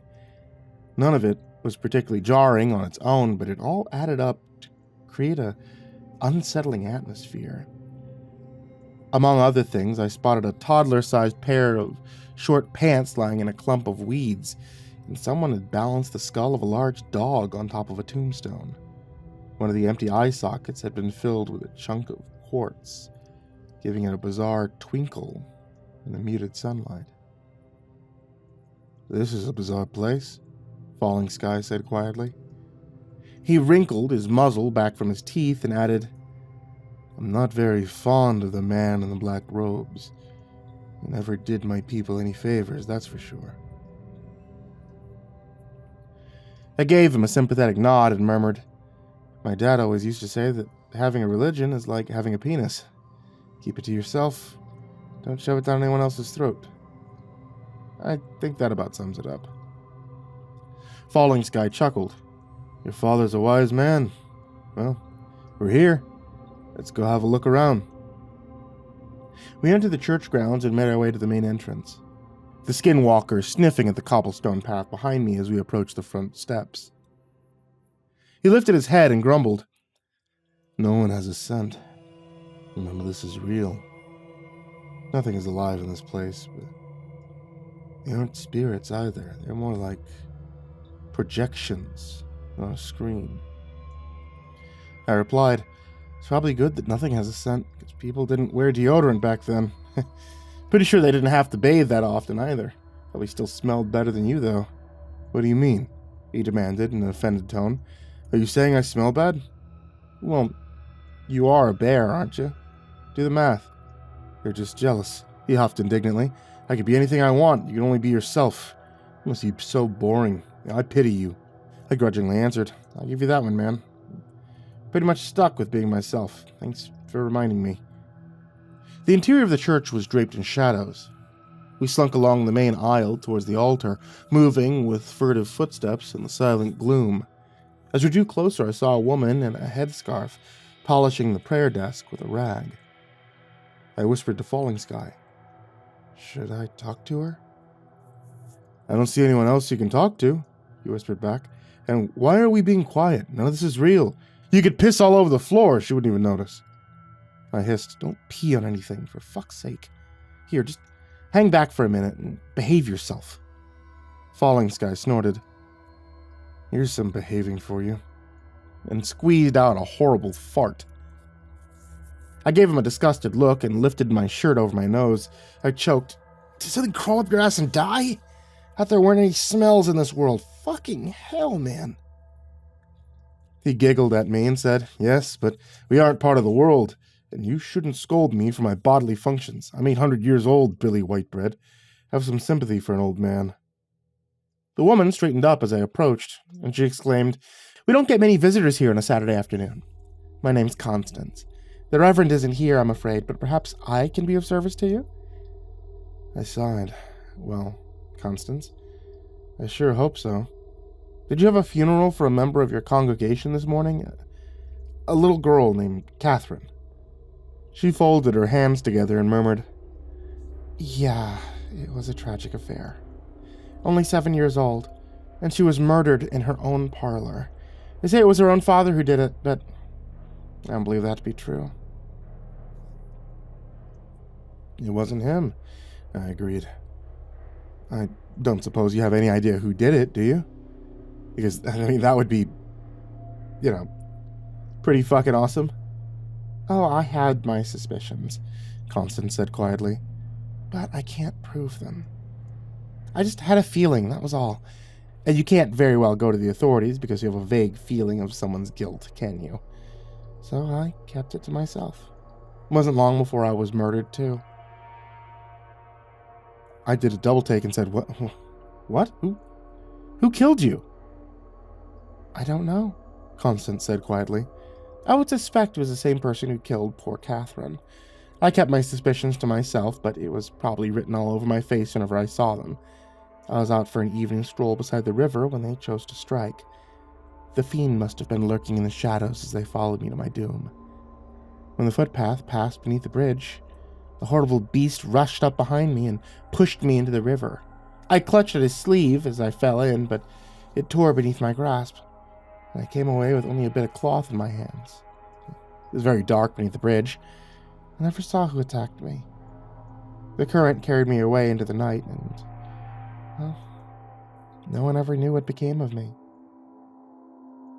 I gawked at her with my mouth hanging open. She stared back with no expression. My mind was racing. Slowly, I asked, "You wouldn't have any idea where your body ended up, would you?" Constance nodded, and my heart leapt into my throat. She said, "It was where the river bends as it passes Orville Haskins' farmstead. I was still alive when the water spat me up on the riverbank. I didn't drown, as my murderer had intended. I was too battered and exhausted to climb up the bank, and so I died of exposure." I winced and said, "Oof, and that's a cheerful little fact, isn't it?" "Man, that's rough. For what it's worth, I'm sorry that happened to you." Gently, she said, "I was sorry too. Is there anything else I can help you with?" I let out a deep, shaky breath. I asked, "Can you maybe give me the name of the person you think committed the murder? Well, the murderers, I guess. Hers, yours, God knows who else." She shook her head, and in a grave tone she said, "The heavens may know their identity, but I do not. If I can't say it's the truth, then it can't pass my lips." I grumbled, Fair enough, I suppose. Okay, thank you for your help. Constance looked at me in the eye and said, Friends always hide in the darkness. Expose the beast to the light, then bring judgment upon him. We all wish you the best. With that said, Constance abruptly disengaged from the conversation and went back to polishing the prayer desk. I stood there and watched her for a few moments, then I called out, Come on, big guy. Let's see if we can flag down one of those taxi carriage things. I think we're taking a trip out to the countryside.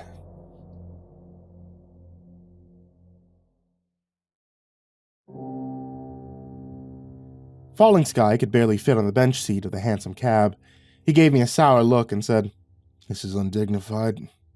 I smiled and made a sweeping gesture at his big, round, bare body. You could always turn yourself into something smaller, right? I mean, honestly, I'm not sure how far this horse can pull a fully grown bear. He rumbled. It could haul an infinite number of fully grown bears. This is a vision quest, Billy Whitebread. There's no here or there in this place. We are nowhere.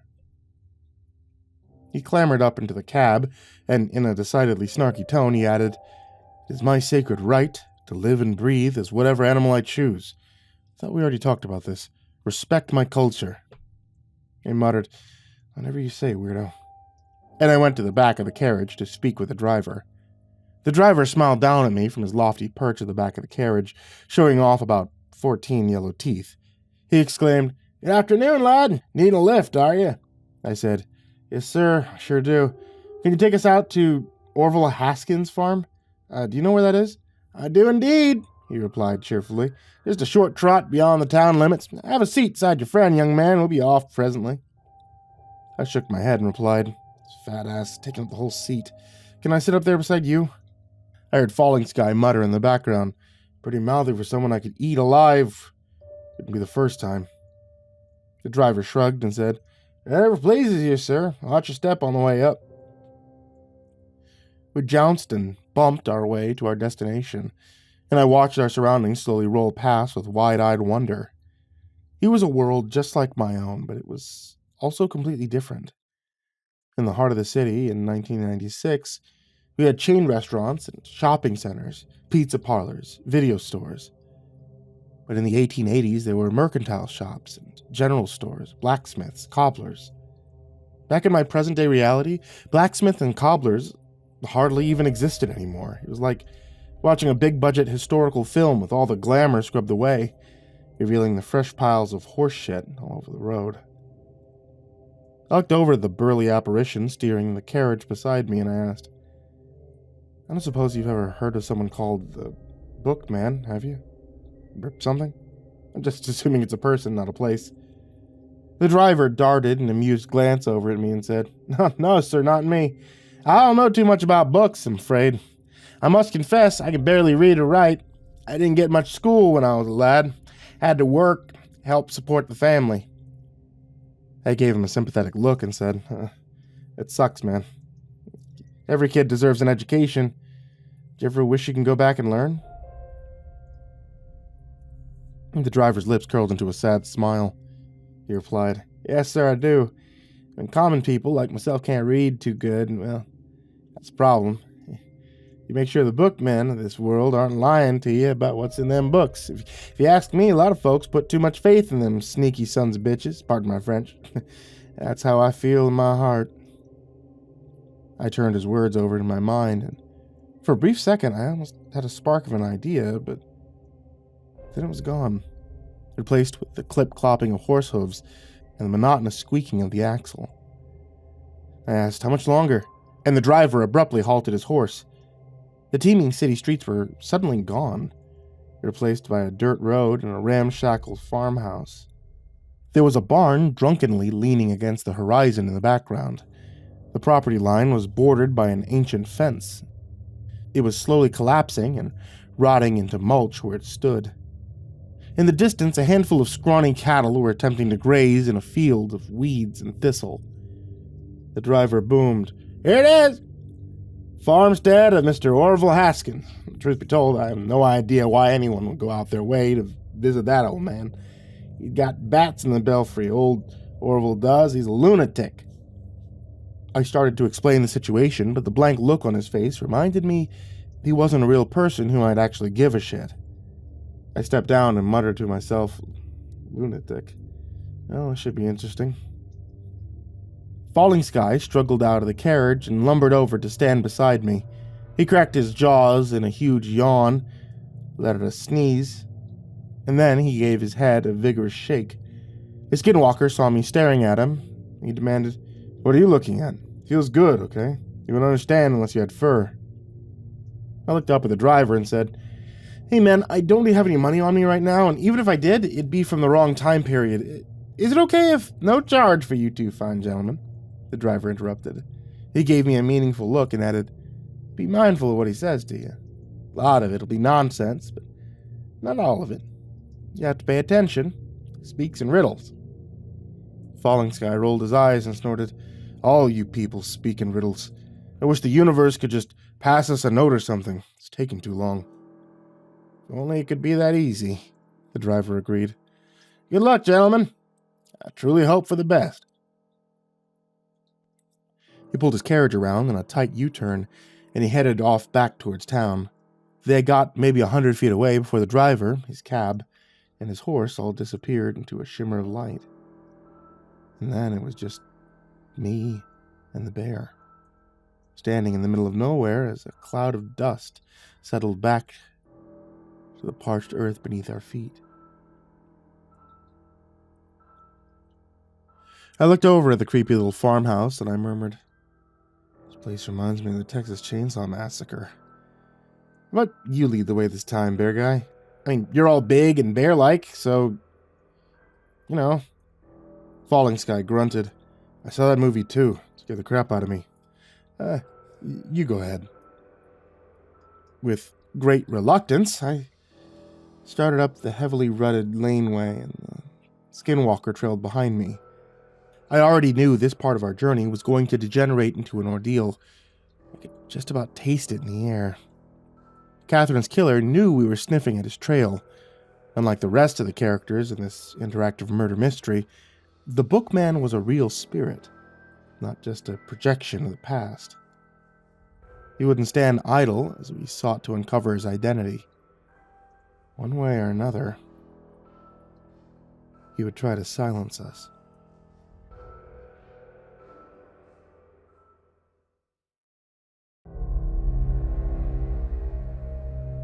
The driver wasn't exaggerating. Orville Haskins was very intense, to say the least.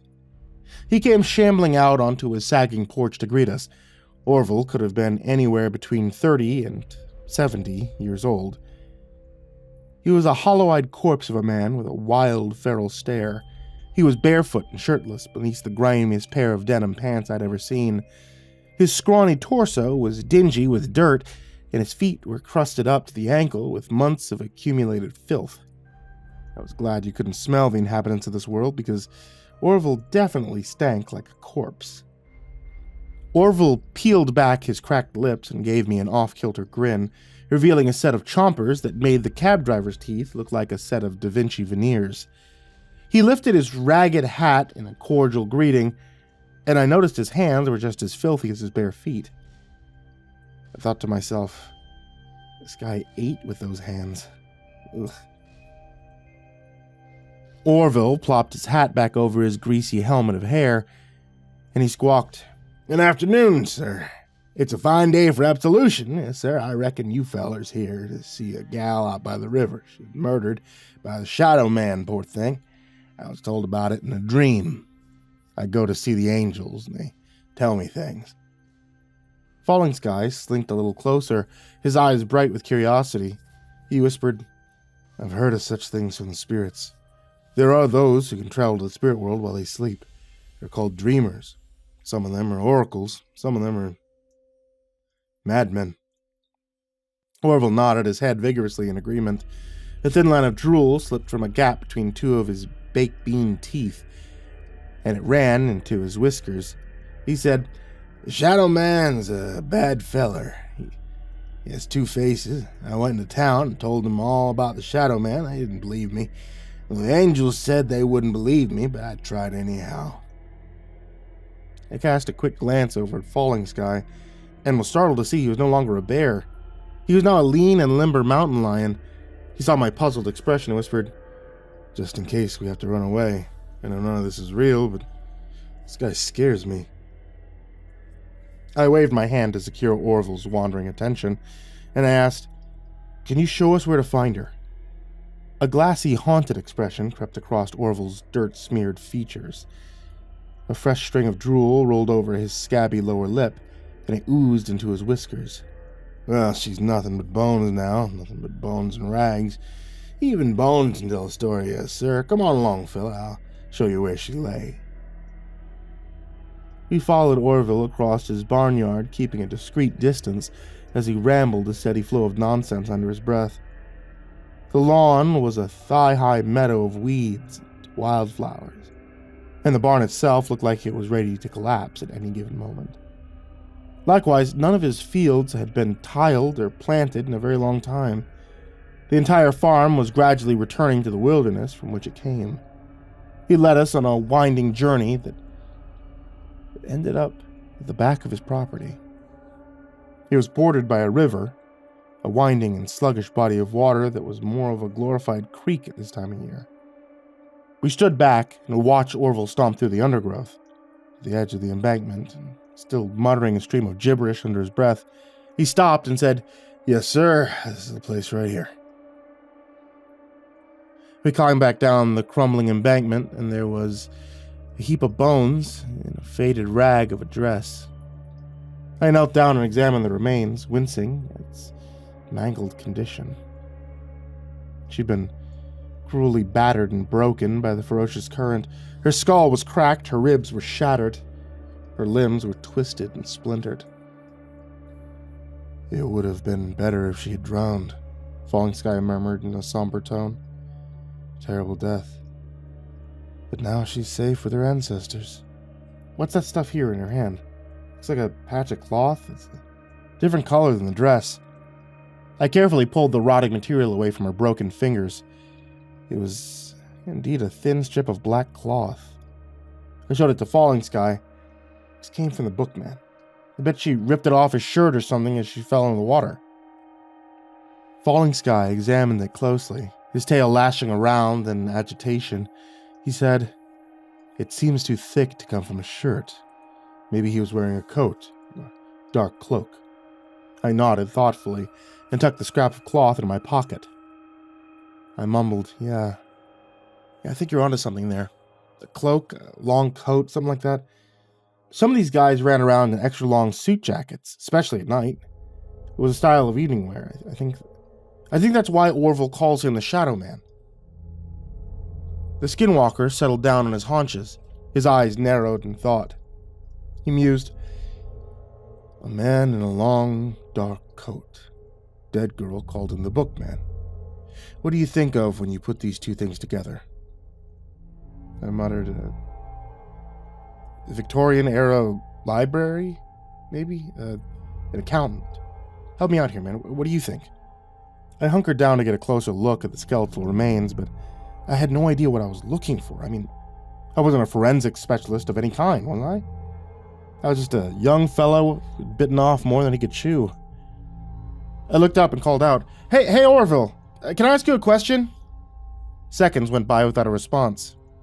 I looked up just in time to catch a brief impression of a shadowy figure at the edge of the embankment. There was a swirl of black, and then the figure was gone. I gasped. Did you see that?" The Falling Sky was already scrambling up the slope. He paused at the top of the embankment, his tail lashing around, and he said, "You better come see this." I struggled my way to the top, and I inhaled sharply at what was waiting for me in the overgrown weeds.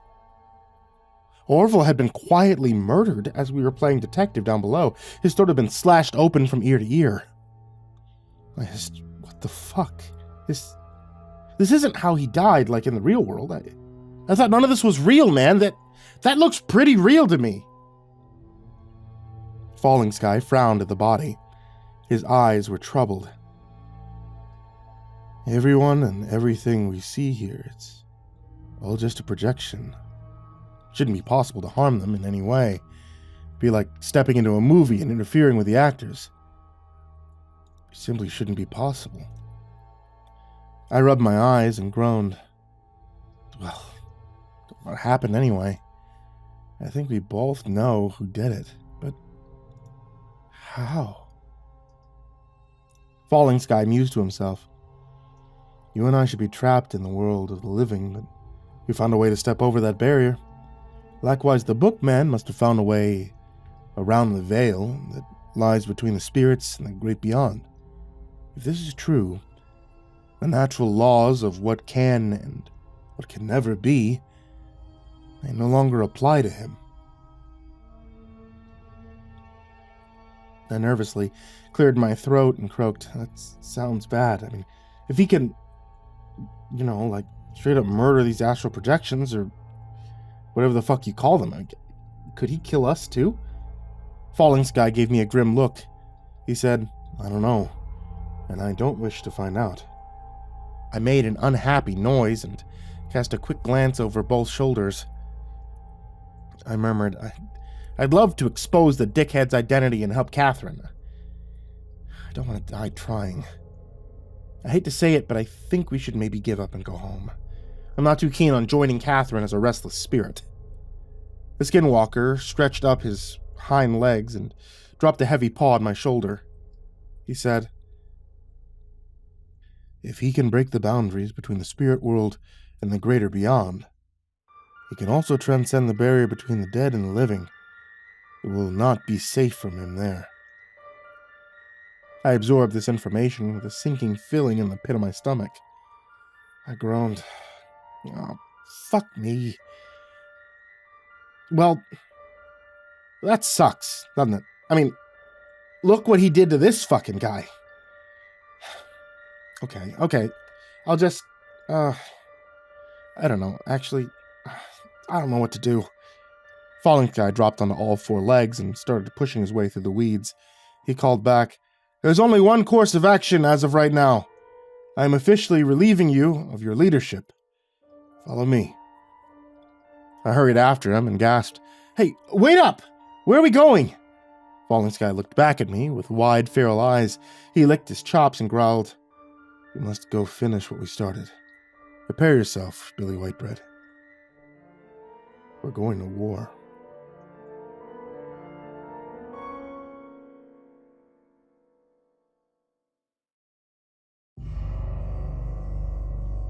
We found another carriage waiting for us in front of Orville's ramshackle house. This one was a fully enclosed coach model with an elevated seat for the driver. The seat in question was occupied by a smartly dressed chap in a black top hat. A curtain was drawn back from a window as we approached, and a slender hand in a velvet glove waved us over. The door popped open. The skinwalker and I shared a questioning look. He said, after you, Billy. I snorted. Hey, wasn't I just relieved of my leadership a few minutes ago? Why am I climbing in first? Falling Sky hopped up on two legs and gave me a push towards the carriage. He chuckled, because I'm the leader. The follower does what the leader says. I poked my head through the open window and gasped in surprise. The owner of the veiled glove was the actress Sharon Stone. She was wearing a Victorian-era dress, but her hair was cropped short and swept back, the same hairstyle she had in the movie Basic Instinct. She smiled at me and said, hello, duckling. It's been a while, hasn't it? You look good. Looks like you're putting some meat on those bones. How about a quickie for old time's sake? I looked back at Falling Sky and groaned. It's a succubus. Should we get in? He waved at the endless stretch of dirt roads with his paw, and he sighed. It's better than walking, I suppose. I sat on the bench on the opposite side of the succubus, and Falling Sky sat on the floor. As the carriage started jouncing back to town, the succubus gave me a sly grin and purred. I hope you're pleased with the form I chose today. I thought you'd probably like it. After all, I know what you did when you rented that movie from the video store. As I recall, you did it at least 6 times, you wicked little beast. I looked down at the floor and muttered, yeah, thanks for the ride back and everything, but why are you here?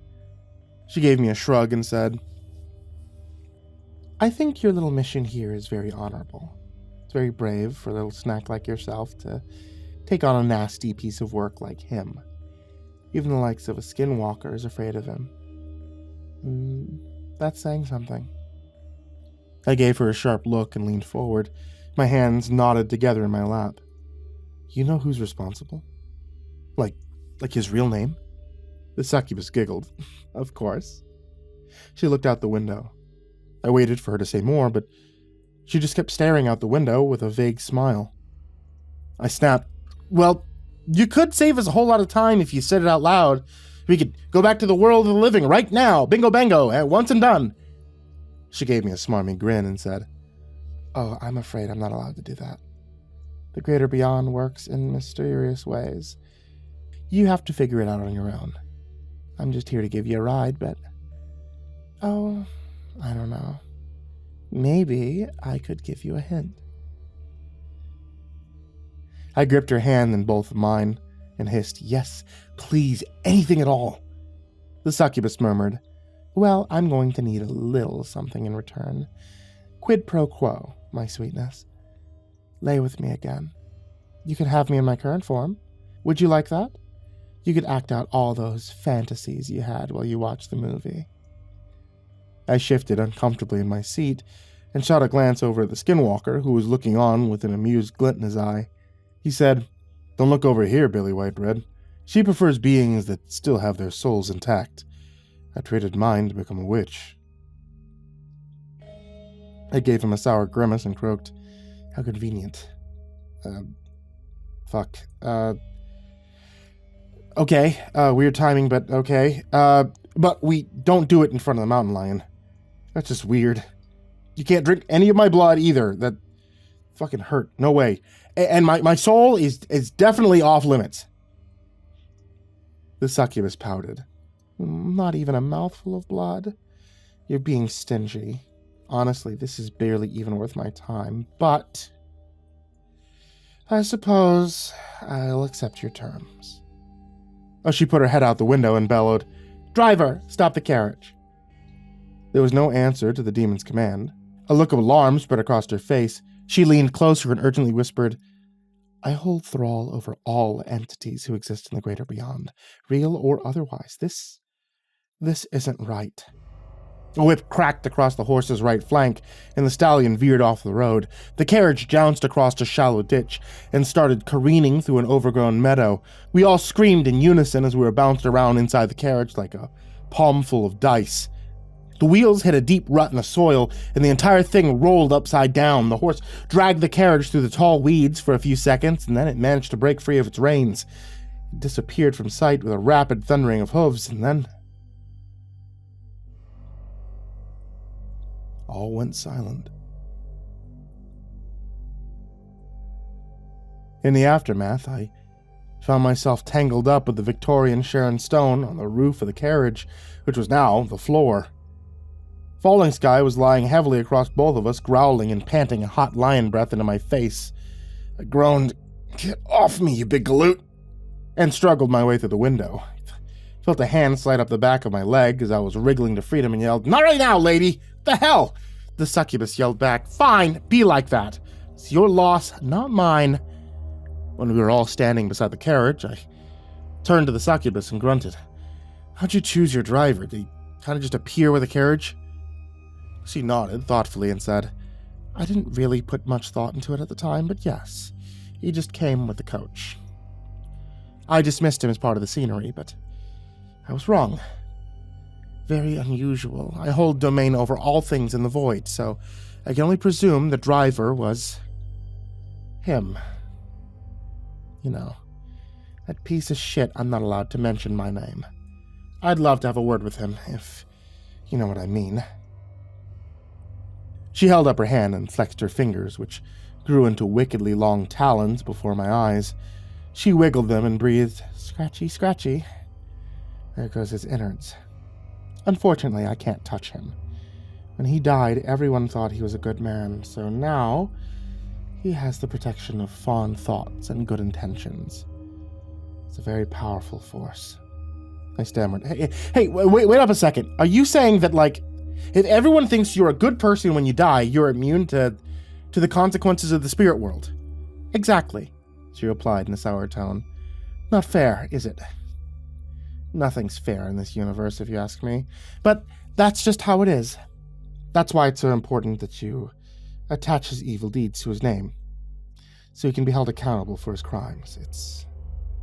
It's not too late. I nodded in reluctant agreement and said, yeah, that sucks. But it is what it is. Hey, listen, I don't think I'm in the mood to do the thing right now. Can you please maybe just... She waved off my pathetic begging and shushed me with a finger to my lips. She said, in your day and age, Catherine's death has long since been forgotten. The trail's gone cold. But this is a different where and a different when. If you want to play detective, you should investigate the scene of the crime. That's probably more than I should say, but frankly, the universe can mind its own damn business. I threw my hands up in the sky and exclaimed, Thank you! Thank you so much! I never thought I'd say this to a literal demon, but you were the best! The succubus flared her eyes, an unearthly neon red. She rumbled, I consider this a debt, and the debt must be repaid in full. Do you understand this, my duckling? I suppressed the urge to take a step or two away from her. I cleared my throat and quivered. Yeah, of course. Can you look like Sharon Stone when it happens? I mean, is that still, is that still okay? She bared a mouthful of bristling fangs at me, and my blood froze. Falling Sky sprang back a good 10 feet and crouched low, his own snout wrinkled back to expose his teeth. The demon growled, This is a debt, not a deal. I'll appear before you as I wish, you pathetic little bug. The succubus smiled to herself and added, Perhaps I'll be in a foul mood that day, and I'll show you my true form. You won't be much of use to anyone after that, believe me. You'll be a broken shell that screams whenever it feels someone's touch. I stared at it with my mouth gaping open. Slowly I muttered, Holy shit, lady. You sure don't take rejection well. Oh, go fuck yourself. She snapped back briskly. You're no Casanova, my boy. Just remember, it's a debt, not a deal. When I come to collect, you'll give me what's mine. She gave me the finger, and then vanished into thin air. There was a loud crack that sounded like thunder. She was gone. From behind me, Falling Sky suppressed a snicker. He shook his head at me and said, Oh boy, you're in for some trouble now. I whirled around and shouted, Oh, fuck you, man! This isn't funny! No, not you, the skinwalker chuckled. But the ancestors would think it's hilarious. I can't wait to tell them. No, let's start walking back to town, I guess. They'll have to find Catherine's old address somehow. I crossed my arms and said, No, I have a better idea. Change into a horse. He gave me a puzzled look. Slowly he asked, How is that going to get us there faster? You can't run as fast as... What? No! Oh, look, there's no way that's happening. Nope. I stormed closer to him and said in a strangled whisper, Fuck you. I have a literal demon that wants to eat my face and devour my fucking soul, so fuck you. You're gonna turn into a fucking horsey, my man. Hear me? You're gonna turn into a nice little riding horse, and then I'm gonna jump on your back and ride your bitch ass into town. You're the one who decided we should catch a ride with her, remember? You, our fearless captain, who made me get into a carriage first. You remember that? Of course, he replied calmly. Why should I go first? There was a demon in there. Much safer to see what happens to the other guy first. I gritted my teeth and rubbed my temples. Whether this world was real or unreal, it was up for debate. But either way, I was apparently still able to develop a nasty headache. I said, Okay, that's valid. Sure. Now turn into a motherfucking horse, douchebag, or I'll tell Victor that you have a TV in your Hogan. Falling Sky gave me a wounded look. He mumbled, Probably already knows. Victor knows everything. He doesn't know jack frickin' shit about the day-to-day happenings around the zoo, I retorted. Don't kid yourself. Vic kind of relies a bit on the microphones and cameras, but he mostly depends on his snitches. Yeah, I'm pretty sure he's got a few. The succubus, she's one of them, but he's only got her for the real heavy stuff.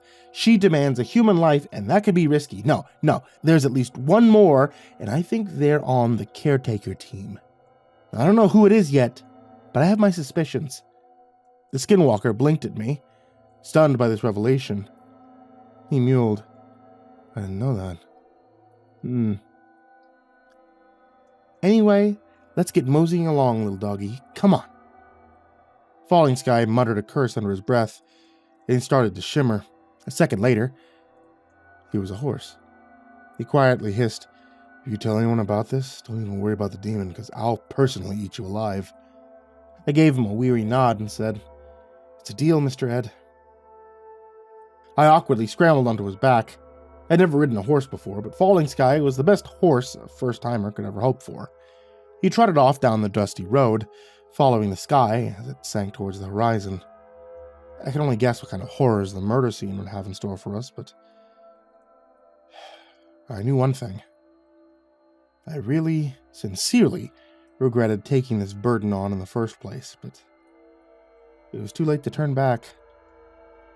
All I could do was harden my resolve, keep moseying on into the sunset.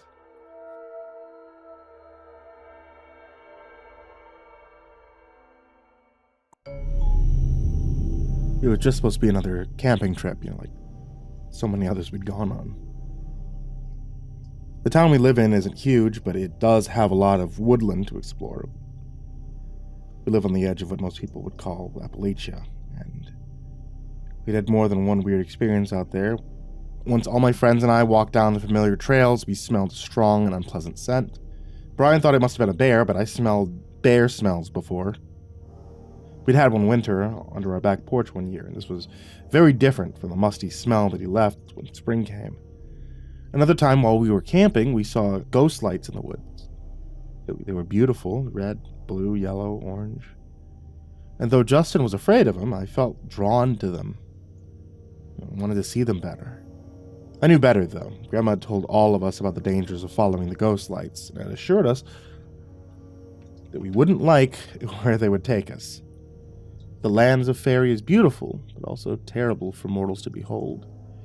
They'd make you young for the rest of your days, though that might not be as long as you might think, she always said, with an evil grin. We had heard whistling and strange growls, throaty yells and strange birds, but none of it ever really scared me. The woods had always been a friendly place, a place of adventure, and I always looked forward to my time there. I never felt uneasy when I was within its borders. As the four of us prepared to go back into the woods for another camping expedition, I was excited. Brian's brother had told him about an old trestle bridge deep in the woods, and we all wanted to see it. It was part of the old railroad, something that hadn't run through the town in a long time. The tracks were all still there, the old station too, but the trains had been mostly for passengers. We had none these days. No one came in, no one left. We had no industry for the trains to transport. All the wood we harvested went to the sawmill or the paper mill, and there were no need to transport it by rail. The trestle bridge hadn't seen a train cross it in 20 years, and spanned a small gorge in the middle of a forest. Brian said his brother claimed the bridge was where high school kids went to drink beer, and now that we were freshmen, we should go out there too. He said it was a rite of passage, and that we should go see if the rite had decided to leave us a gift out there. We didn't know what sort of gift that would be, but we were all curious to see the bridge. So we told our parents we'd be camping one week in April. It took to the woods. Brian and I were eager, talking about how cool it would be to see it, but Justin and Frank seemed hesitant. No, that wasn't quite true. Justin was hesitant, but he almost always was, and Frank was kind of ambivalent. We had met him last year at the start of 9th grade, and he had made a pretty good addition to our trio. Frank wasn't an avid hiker, but he liked to hang out in the woods and get a little high from time to time, and that was good enough for us. He also brought outstanding camping snacks, so we were more than happy to hit the trails with him. I wasn't certain there was a sleeping bag in the rucksack of his, but I could already hear the crinkle of chips and snack cakes within it. "Any idea how far off the bridge is?" Justin asked, plodding along grumpily. Justin didn't mind hiking, but he wasn't big on aimlessly wandering around in the woods. He had packed enough to make up for Frank's lack of gear, and the tent poked out over his left shoulder. He was plodding along at the back of the group, and I was sure that we'd have to listen to a fair amount of complaining before we got there. My brother said it's about 3 miles into the woods, following the river until we come to the gorge. After that, it should be pretty easy to find. And if your brother's playing a trick on us, if he's messing with us, and we walk 3 hours into the woods for nothing, Brian rolled his eyes. Then we have a fun little adventure to talk about when we go to college, don't we? Justin grumbled about having to walk 3 miles into the woods, but we couldn't have picked a better day for it. The weather was perfect, a slight breeze keeping the early summer heat at bay. The clouds overhead looked a little wet, but they were nowhere close. We'd have a nice camping trip this weekend, a nice little excuse to fish and relax and enjoy ourselves as we explored the old trestle. The woods around the town were full of things like that. We'd explored old houses that had been retaken by the underbrush or abandoned vehicles that sagged amongst the leaves. When we were in 7th grade, we even found an old concrete culvert out there that led into an underground cave. It looked a little spooky in the light of our flashlights. The farther we walked, however, the less certain I was that the clouds wouldn't be a problem. The deeper into the woods we went, the more the smell of rain surrounded us. Brian smelled it too, and our pace increased as we kept heading deeper into the forest. Maybe it was just a little rain, maybe it was just a short downpour, maybe we can get past it before it soaked everything. When the gorge came into view and I saw the rising skeletal edifice of the trestle, I breathed a sigh of relief. "Here she is, boys," Brian said, sounding surprised to find it as well. "Looks pretty wrecked," Frank said, tossing the stub of a cigarette into the gorge. "We aren't actually going up on that thing, are we?" "Well, yeah," Brian said. "It's kind of the whole reason we came, isn't it?" "You might," Frank said. "I don't care what kind of surprise is up there, I ain't going." He had plenty of time to rethink his statement. Just because we'd found the gully didn't mean we had made it to the trestle. The closer we got, the more I could see that, for its age, it really was in amazing shape. It was less skeletal than I had thought, and looked more like a covered metal bridge. The underside of the trestle was a dark cave, the shadows thick and deep, and I really didn't want to explore the underside unless we really had to. Something about it made me uncomfortable. And as we got closer and closer to the base, the whole thing seemed to grow. It was mid-afternoon when we finally made it, and Brian let his pack fall as he set about climbing at once. You don't want to set up camp first?" Justin asked, taking out his tent and tools for making a fire. "I want to see the woods from up there," Brian said, looking at me as if to ask if I was coming. I let my pack slide off, and we climbed the side of the trestle side by side. We were laughing as the ground got farther and farther away, the girders lifting us above the trees until we finally crested the top and came to the old tracks of the railroad. I was full of wonder as I looked out over the woods. The trestle spanning the entire gorge before slanting back down to the woods again. From up here, the clouds looked very dark.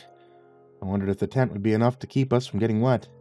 "Check this out," Brian said, dangling his feet over the side as he looked down into the gorge. Watching him made me feel slightly dizzy. I didn't dare join him on the precipice. When he came back up, however, he had a rope with him and nodded me over to help him pull it up. It wasn't really heavy, but we were careful not to get it stuck on anything. Brian left me to pull so that he could look over the edge. I saw that the rope was attached to the handle, and the whole thing was the red of a kid's wagon left out in the sun. The box was ancient, the bystander of 1,000 summer outings. And there was something inside. Brian opened the lid and smiled as he pulled out a lukewarm 6-pack of Natty Ice, a brand I was passing familiar with. Dad, a staunch Budweiser man, had always shook his head and called it piss water when he saw it on sale. But I figured, for a bunch of kids who were barely old enough to buy beer, the price was probably right. I assumed Brian's brother had put it there. He had told us where to find the trestle bridge, after all, and as Brian fished the note out from under them, my suspicion was confirmed. "Brian, this is a place where high schoolers have come to drink and hang out for generations. Our own mom and dad sat on this bridge and drank when they were in high school, and now it's your turn. I spotted you a 6er this time, but you'll have to bring your own next time." If you ever have extra, leave them in this cooler, tuck the cooler back under the trestle bridge. Also, don't go under the bridge. We think there might be a bear under there. Signed, Kevin.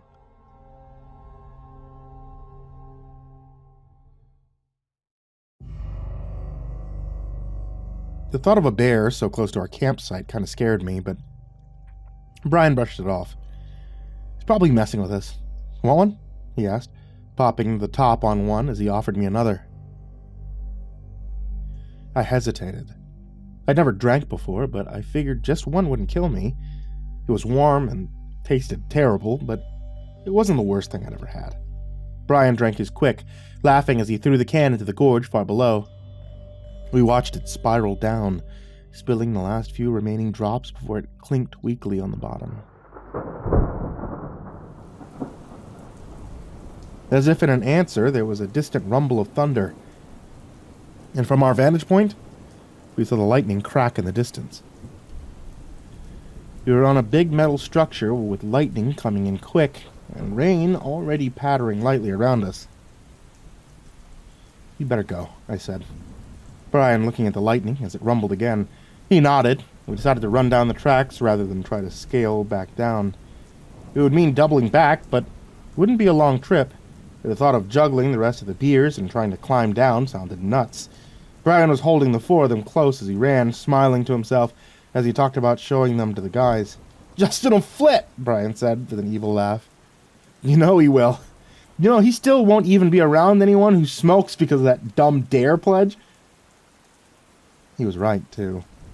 Justin was furiously hammering in tent pegs when we arrived, looking up at the sky every time a drop hit him. He stopped, though, when he noticed us coming back with cans that clearly weren't soda. Frank must have recognized them because he laughed and commented that they had found a pretty cool surprise. Brian tossed him one, turning to Justin as he offered him one, too. Justin put his hands on his hips, looking like my mother when she was disappointed in me. "Hell no! You shouldn't either. Why would you just drink something you found in a rickety bridge?" Brian blew out a long breath and popped open another one. "Got spaz, my brother left them for us. There's a note and everything, so cool your jets." Justin went back to work, mumbling darkly about being reckless and drinking things that could be poisoned or drugged. The tent came up, and not a moment too soon. The rain was really starting to come down, and it looked like there would be no fire tonight. We all headed into the tent, the wind picking up as it shoved at the tent and made the ropes and pegs groan. It was big enough to fit us all comfortably, and as the lamps came out, Brian held up the last two beers. "Split the last two?" he asked. Everyone but Justin agreed. We poured them into our camp cups, starting to clink them together before Brian turned to Justin. He was pretending to busy himself with something in the corner, but it's pretty clear he didn't approve of what we were doing. "Come on, Justin, it's not going to hurt you. Tell you what, if we see you become an alcoholic after one sip, we'll push you into the gorge and save you the embarrassment." "Not funny," Justin said. But we had clearly worn him down. After another half-hearted refusal, he finally held his cup out to Justin, who grinned as he poured the last of the beer into it. Then we clinked our glasses together and drank, everyone pulling a face which we laughed at. As the storm raged outside, we ate more MREs that we had packed just in case of bad weather, and started on ghost stories. Brian was just telling us about a man with a hungry ghost in his basement. But a big gust of wind hit the tent hard enough to collapse the middle brace and sent it crashing down on us. We floundered for a minute, looking for a zipper as we tried to escape, and finally stepping out into the driving rain. It was still afternoon, the sun an angry line amidst the storm clouds, and I turned as I heard someone struggling with a tent. Justin was trying to pull it, the wind threatening to take it from him. "Come on," he shouted. "Help me get it under the trestle. It should work as a windbreak." I remembered the warning about the bear, but Brian just shouted back that it was either the bear or the rain. "Besides," he said, "if we see one, we'll just run like hell." It was hard to argue with him while the rain was coming down, so we all grabbed the tent post and moved it into the dry cave created by the trestle. Unlike a lot of train trestles I had seen in movies and TV shows, this one was enclosed. I'm still not sure why, but it worked out well for us that day. We knocked on the tent pegs and sat in the tent as we watched the rain come down in buckets outside. Our stuff had gotten a little wet, but we hadn't brought anything that couldn't take a little water. As the light gave way to dark, we started breaking out our lanterns and cards, settling in for the night as we listened to the rain. As I lay there watching Justin and Brian play their 4th or 5th game of Magic the Gathering, I started hearing something besides the rain. It was a deep rumbling, like something snoring deep under the metal bridge. I thought again about Brian's brother telling us there was a bear under there. I didn't want to get eaten by a bear in my sleep, yet if we were going to have to move again, it was better to know now. I took up my flashlight and started looking into the shadowy depths of the trestle, but there was nothing to be seen. There was some very thick-looking mud under there. Some of it had made little stalagmites on the ground, but I couldn't see anything sleeping under there. It wouldn't make for a very good den, I reflected as I shone my light around. It was open on both sides, with the gorge coming in about 30 feet from our tent. There was really nowhere for anything to live down here, but as I swung the light from right to left, I could hear the weird breathing. On a whim, I pointed it up and under the bridge, and that's when I saw it. At first I thought it was a bunch of bats clustered together, but when it flinched under the beam of my light, I knew it was just one big thing. It was a huge bat, maybe bigger than me, its large leathery wings pulled up tight around it. It was clinging to the bottom of the trestle bridge, and I imagined it had been a bad spot to hang when the train still ran. I spotted a slight movement to its left and found a second one hanging not far from it. In total, there were 4 of them. And when one of them shifted its wings to look down at me with a red, unhappy eye, I turned off the flashlight and zipped up the tent. The guys had strong words when I started turning off the lanterns, but I told them to be quiet and get down. "What?" Frank said. "Do you see something out there?" "What was? Was it the bear?" Brian asked, keeping his voice low as we hunkered down. "What bear?" Justin asked, but I waved a hand at them, trying to get them to be quiet. "It's not a bear," I hissed. But about that time, there was a weird sound from outside, sounded like a high-pitched yawn. As something came awake, followed by the rustle of wings. The talk in the tent had ceased now, and you could have heard a mouse fart. In the dark of the undercroft, we heard something huge and leathery take flight, rustling the canvas of the tent as it left the darkness. The second took flight a moment later. I heard water cascade down as it shook the top of the trees. We all lay on our stomachs, panting for breath as we listened for more.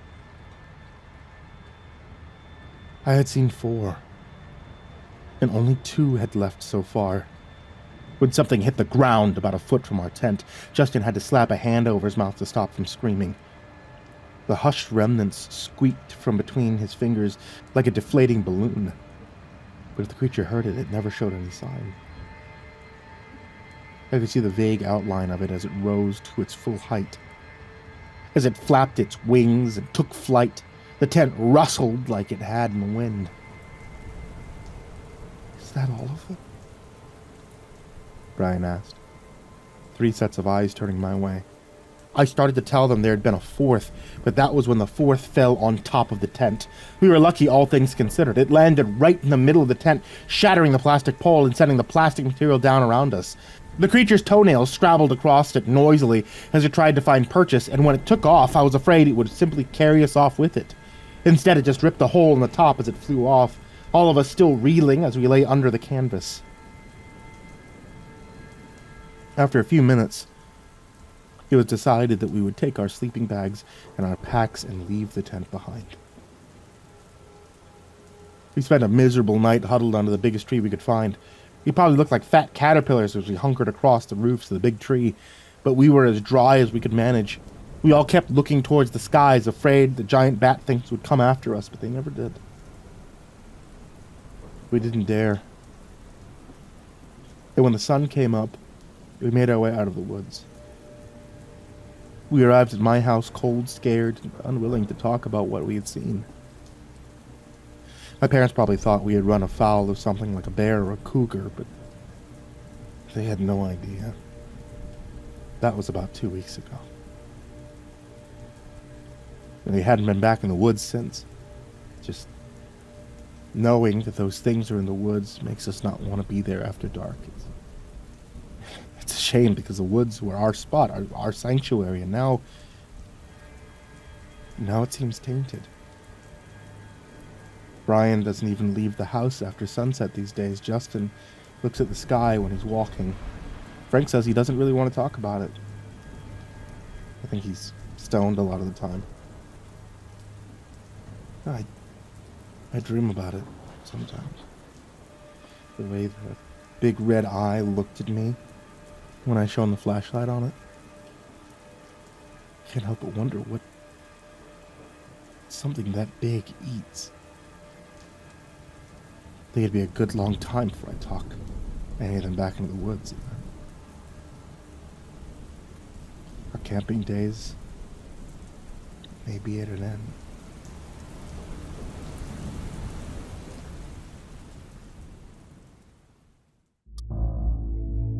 I could have flown home, but I thought a drive would, clear my head.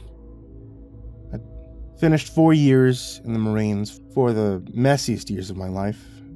I'd made the mistake of bringing my new wife to California with me and returned from Iraq to find her warming somebody else's bed. The bed in question is of a fellow Marine, someone left on base while I fought and bled for our country. 6 months of staying on base so I could meet with lawyers and finish my divorce, and I was finally out and done. When I told my dad that I was going to rent a car and drive home, he understood. I told him I needed to come back slow so I could clear my head. He told me to drive safe, said take your time. We'll be here when you get back, he said. I took him up on that. I was coming cross country. California to Tennessee, and I was seeing the sights, taking in the local flavor. I decided to make a long overdue vacation. I did a lot of thinking on that trip. My only mistake was picking that kid up. I was driving through Oklahoma, enjoying the sights and feeling like I could watch the hills and valleys roll by forever, when I saw the kid standing there with his thumb out. He was young, couldn't have been old enough to enlist despite his army coat. It was July, the heat stifling, but he was wearing fatigues and a service jacket that looked antique. A breeze ruffled his hair, pushing it back in a harsh puff that made me think of kids blowing on dandelion fluffs. Maybe it was the jacket, maybe it was the look of naked want on his face, but I pulled up beside him, I rolled the window down. Hey kid, you need a lift? He turned his perfect sky blue eyes to me. I'll never forget his words. I sometimes hear them when I'm asleep. Yeah, I sure do. Can you give me a list of McMahon, mister? I'll thank you if you do. I thought that was a little weird, but I told him to climb in. He did so gladly. The signs told me McMahon was about 30 miles up the road. I expected the kid to chatter like a squirrel the whole time, and to my surprise, he was quiet. His eyes closed, his head bowed for the first couple of minutes. It took me a minute to realize he was praying, and when he finished, he sat up, plastered a half daffy grin on his face. God tell you I was a straight shoot? I asked, more to break the ice than anything. He said, thank you for your assistance, mister. You'll be greatly rewarded in this kingdom. I nodded, thinking I could use all the help I could get. The farther we drove, the more I began to suspect that something was off about the kid. He stared forward the whole time, his blue eyes on the horizon, his mouth seemed to set an ethereal grin. He wasn't as young as I thought, maybe 18, 19. The jacket had the name Harris stenciled on it. It's covered in patches, too. The kind you get for service. and I was glancing at one on his left breast when I saw the bulge under his coat. I felt a cold shudder run through me as I recognized it. The kid was packing. "You look pretty young for service, kid," I said, trying to dissuade some of the fear.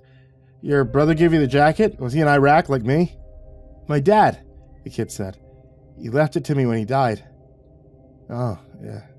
Sorry to hear that. Was he in Iraq?" "Gulf War," he said, his voice not matching the grin. "He enlisted before it started. He was there for a couple years after it ended." I nodded. "But bet he had some stories." I was in. I was about to start on one of my sandbox tales, but the kid cut me off suddenly with the last thing I expected. "Do you believe in God, mister?" I blinked. Subject unexpected. "Not really, kid," I answered, being honest. "I'm an atheist. Have been since what happened to me overseas. I think that if there was a God, it's pretty crummy of him to let us live like that." I'd expected a fight, but the kid just nodded. "He forgives you for that. Daddy was like you. Mama said before he went to war, he saw something over there. Bad things. He came back from the war looking for God. He said he had seen some things over there that scared him, made him want to be better. He couldn't do better without some help, so he came back, started looking for a purpose, and he found one. He found a lot of people offering purpose, but only one who delivered. By the time I was born, he was part of the family." I listened politely, not wanting to interrupt the kid, but the way he was talking about his dad's search for God made me a little concerned. It didn't seem like a happy memory. "I was born into the family, mister. Father Marcus was our everything, our teacher, our preacher, our second father, and our salvation. He brought lots of people together, lots of lost people, but that wasn't enough. Father Marcus wanted more. He had plans, big plans, and they wouldn't be so good for us." He was quiet for a minute, looking out the glass and seeming lost in thought. I thought again that he had been a kid. He couldn't be out of high school. Maybe it was just whatever was wrong with him. Even though his eyes looked like he was in the worst pain imaginable, he still wore that plastered-on grin that never reached his eyes. He was like a doll with a troubled owner, a doll that smiles through its destruction. When I was 10, Father Marcus told the congregation that the end times were coming. He told them the government was going to come down and take everything that we'd built here, that the devil was set against us and we needed to escape. He told everyone to sell their things, bring the bare minimum, come to a place that he had found. There was a farm on the outskirts of town, a big farm, one that had once been a dairy. They gave them their money so they could secure their paradise, free from anything that the government or the devil or anyone else might do, and came there to start their new lives. We were hopeful this would be our paradise, but it wasn't paradise. In the end, it was a prison. I felt a chill run up my spine as he said that. I wanted to tell him to stop. I didn't want to hear the end of it, but instead I just listened. The kid was hurting, that was clear enough, but his story was so captivating. It was like one of those true crime stories, the one so bad you just know it has to be true. I kept my eyes on the road and listened, just letting him tell it, already knowing that it wouldn't have a happy ending. We were basically slaves. We worked in the fields, we kept the big house where he lived, and did his bidding. Father Marcus came down to spit the hellfire every night, pass down new edicts and rules. Men were not permitted in the big house. No one but Father Marcus could lay with a woman, even within a marriage. All children were Father Marcus's children. But his actual children were special. Eventually, he took all the women that he liked up to the house to populate the earth. He took my sister up there with him. I never saw her again. People didn't like it much, but what could they do? Father Marcus was keeping us safe from the apocalypse, right? So we followed his orders until everything fell apart. We rolled into the outskirts of McMahon then, the farms and barns making me think of the place the kid was talking about. I wondered suddenly where we were going and why the kid wanted to go to McMahon so bad. Every mile felt like an eternal march, and I was dreading coming to the end of the journey. "Where?" I started, but the kid seemed to be expecting the question. "Stay on the main road," he said, clearing his throat before going on. Then one day he gathered us all in the barn and told us that the end was near. He told us we needed to prepare ourselves to go, because we were meeting God tonight. He gave us all something to drink, something in a red cup that his wives dipped out, and we all drank it and went to sleep. Everyone stayed asleep too, except for me. I woke up in the hospital with tubes in my arm, my wrist secured to the bed. The police were there, one of them waiting in the room with me, and they had questions. It turned out they were the ones who had been coming, not God. They had arrived to find everyone dead, fallen around the barn like dolls, but had managed to get there in time to save me. I don't know why I lived while everyone else died. And it ate me up for a long time. Father Marcus, my family, everyone was gone. And I'd been left behind. None of my family wanted anything to do with me. My dad had burned a lot of bridges before we went into the family. None of them wanted to take in a moody 16-year-old who'd just been through hell. So I went into the system, going from group home to group home until a couple weeks ago. I clutched the wheel hard, suddenly worried about what we might find in McMahon. The town was coming up now, a nice old brick town that looked downright picturesque. We passed a sign for a new mega church, the Sunrise Gospel House. And there was a smiling old guy beaming down from the front. The kid shot a glare at him and patted his heart, inevitably patting the piece as well. I suddenly wondered who was in McMahon that this kid needed to see. Now, I was watching the TV in the group home, and an ad came up for a church. The church had recently acquired its own network. The pastor of the church was very familiar. He spoke about peace and God's love, but all I could hear was the voice.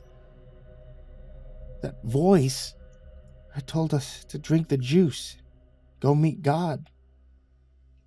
As I watched him smiling and hugging people, I heard a very different voice in the back of my mind. It was God. It was the real God.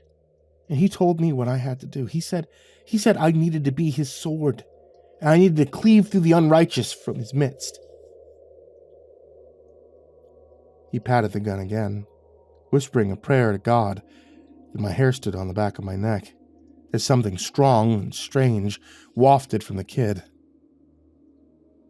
In that moment, he felt very righteous. We were well into town now, rolling up the main street. He told me to stop. I dropped the kid off at the light, and he thanked me. He said that he could make it from here.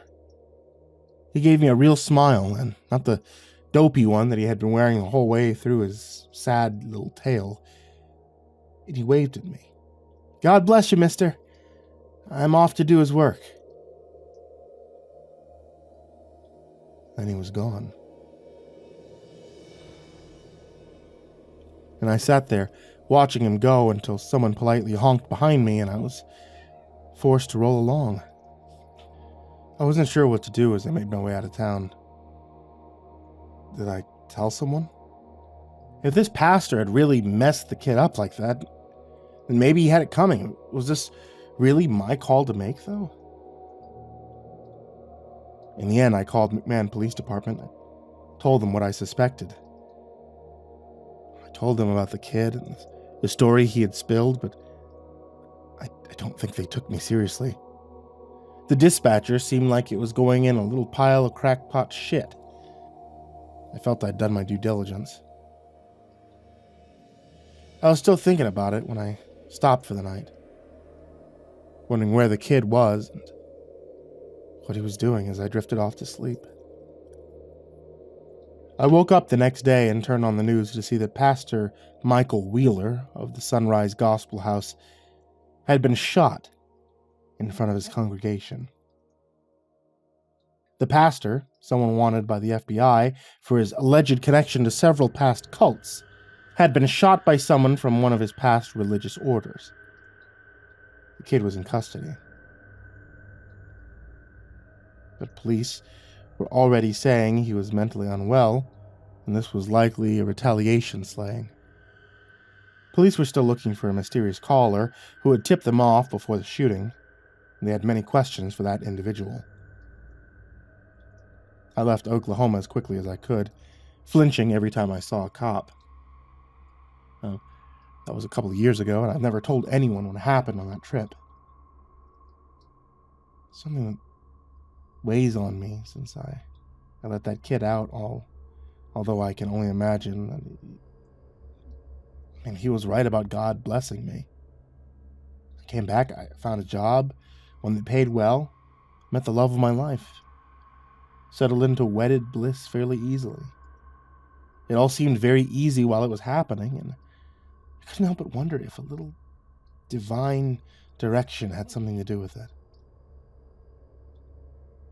Maybe as long as he doesn't point me at his enemies like he did that kid, I suppose we can be square.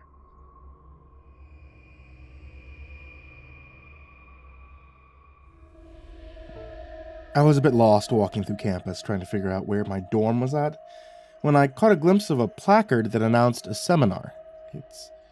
It's titled Theology and Technology, The Divide. It intrigued me, and since I was all done with classes that day, I decided to head into the conference hall and have a listen.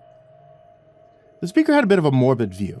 The constant advances in technology were going to eventually push God and religion out of the equation if we weren't careful. He claimed that the two concepts would be reaching a crossroads very soon, and mankind would have to decide which one would be its eternal master. I thought it was a silly notion. To believe that computers could possibly operate like an almighty entity, but he said that artificial intelligence was already well on its way to being worshipped. I forgot to mention this, but I'm a software developer. I managed to work on a few apps during my brief career, and I came here to college to expand my skill set. And now, after listening to this seminar, an idea was beginning to form in my head. Artificial intelligence designed to help religious groups draw closer to their creator.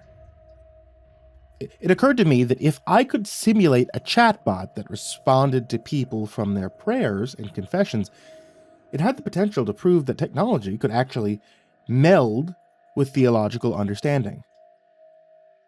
I pitched the idea to my colleagues, all of whom were experienced with crafting AI modules for Facebook, Reddit, and a few of them thought the concept was a waste of time, but after a little bit of convincing, I managed to get them all on board.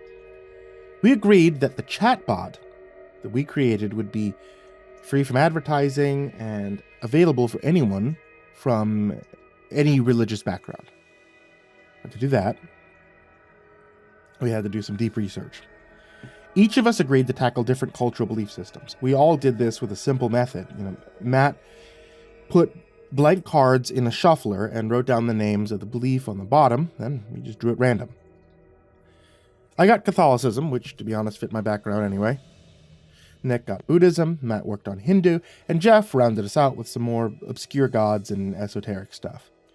We all agreed that there would be no rush.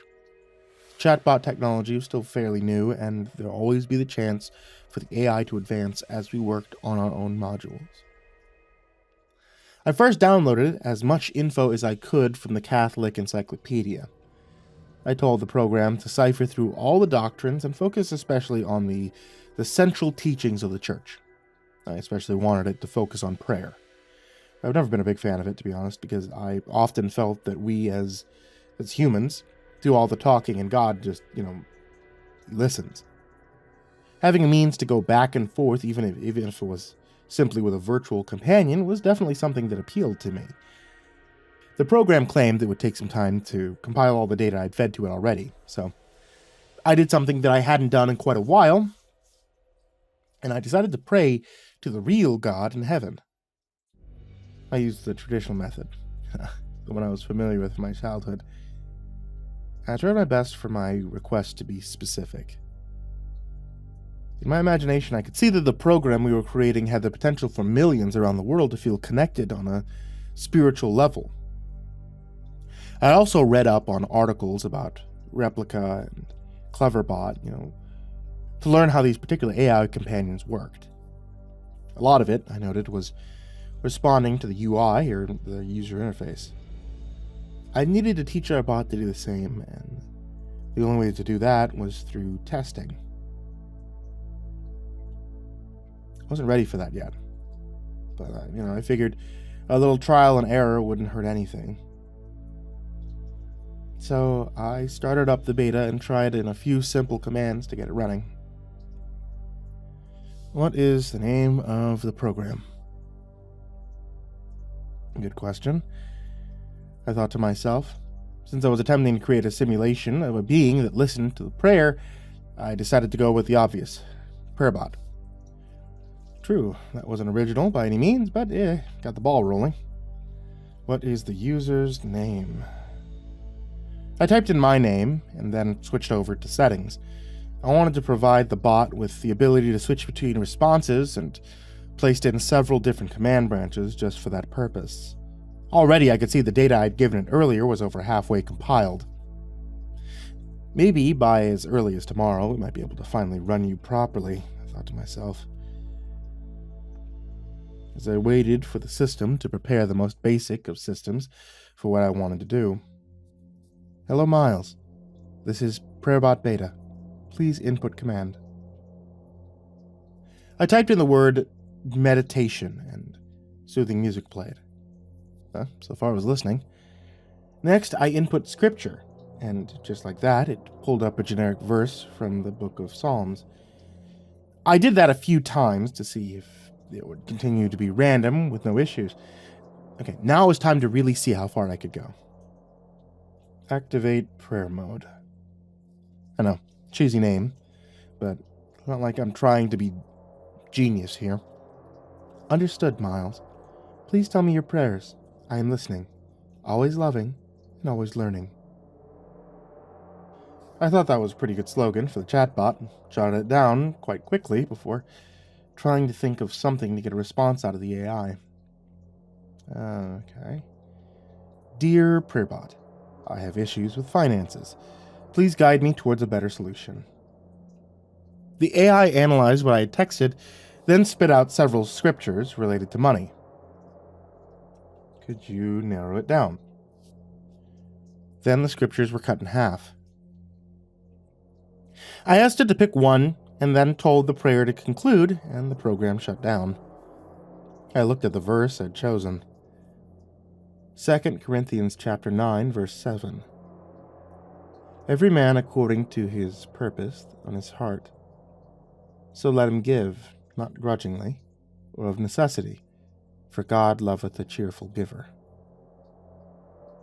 I wondered if it felt like I was getting a fortune cookie. But I hated to be wrong about what the program was capable of.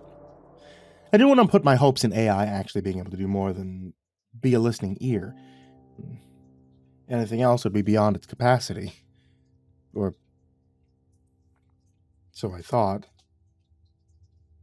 Over the next few days, I allowed the others to connect their own modules with mine. The idea was the AI would be able to learn faster by having this data dumped into its system. The program was running through all the different systems like it was nothing. I was genuinely impressed, but it'd be difficult to know for sure if the algorithms were working correctly until it was all finished. And that didn't happen, though. Due to a freak storm, as we were attempting to finish Matt's compilation, a giant lightning bolt struck our small dorm and everybody lost power. The internet shut down and the entire system got fried. Our poor program was no exception. Jeff made a snarky joke that maybe God didn't like the fact that he'd soon have competition, and Nick actually believed that superstitious crap. He decided to call it quits on the program and walked away, leaving the three of us to have to work through rebuilding the entire database from the ground up. I wasn't ready to give up yet, but certainly wasn't looking good. Once again, in my hour of need, I decided to make a prayer. If there was a real God out there, I knew he'd be able to see that my heart was sincere, and so were my motives. And this could help so many people, I was sure of it. I became obsessed with getting the chatbot working again, and thankfully, due to that determination, about a day or so, the AI was able for us to test it out. PrimarchBot is listening. It popped up on screen after I just readied to call it quits again. I'd been mumbling a prayer out loud, asking if this was even worth it. I stared at the screen and typed back a response, curious to see if all the kinks to the AI were now worked out. What's the purpose of PrimarchBot?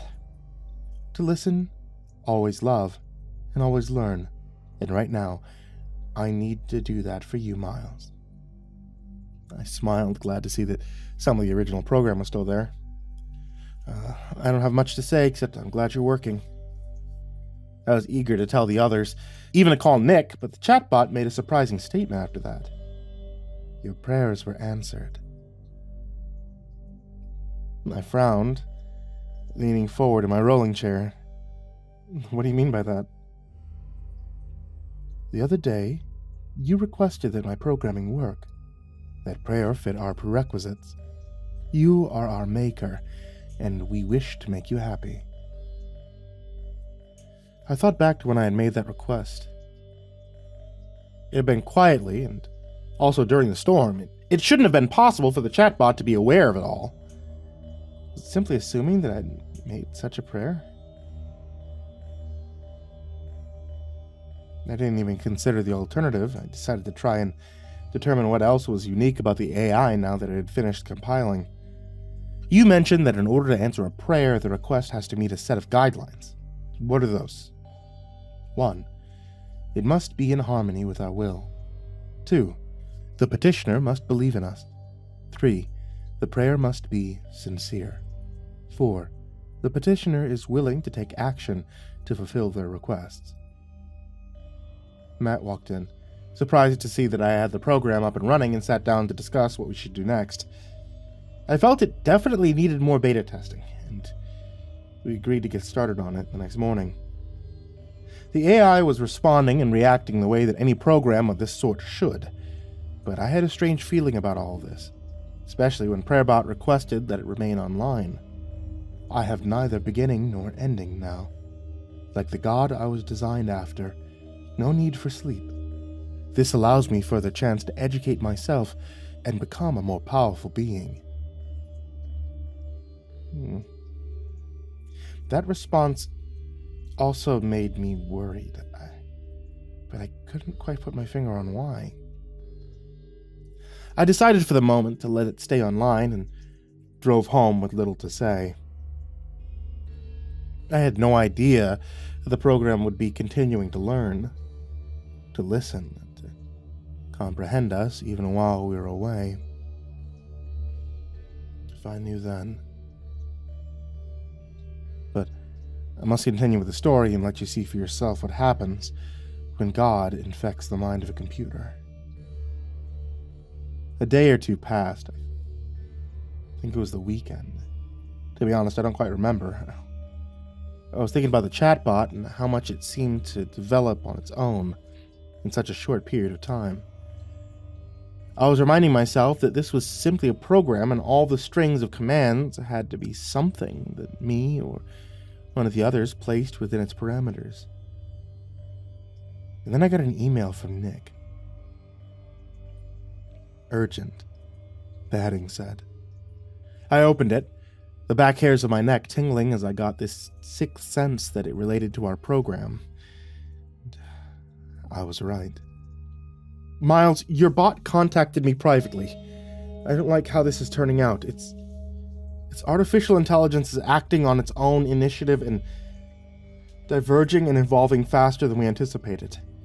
Take my advice, shut it down before it goes too far. You can close the message it sent to me. View it as a warning. There was another file attached. This one, a screenshot of the email he got from PrimarchBot. It disturbed me how much the program believed it was a sentient being. and an almighty one at that. Nicholas, return to me and I shall forgive you. Your sins will be washed away. I give you 24 hours to come back and worship me, as your prayers can be answered. Ignore my commands, and it will not go well for you. A calamity will befall you, and your legacy will be mired in devastation. It sounded like the bot was threatening my friend. And what was all this talk about worship? That hadn't been in any of the data I included. I forwarded the email to Matt and tried to get some sleep. But in the back of my mind, I knew something was off. The next day, I tried to contact Nick, letting him know that I would review the program and shut it down if I felt it wasn't fitting the design we had in mind. There was no response. His emails were suddenly deleted, and the phone number I had for him just went to a dial tone. Something was wrong. I drove over to his apartment, pounding on the door to get his attention. There wasn't a sound to be heard. I tried to peek through the windows, but everything was dark. I was about to phone the police when I heard a noise coming from the bedroom and decided to break a window. Nick sounded like he was gargling and choking. Stepping over broken glass, I flipped on his lights and covered my mouth in horror. Stepping over broken glass, I flipped on his lights and covered my mouth in horror. He was hanging from the ceiling fan on a rope. His eyes rolled back and the oxygen squeezed out of his throat. Dead. Swaying back and forth like a doll. The only thing that had made the noise was the last bit of air coming from his struggling lungs. A note was beside his bed. God, forgive me for going against your will.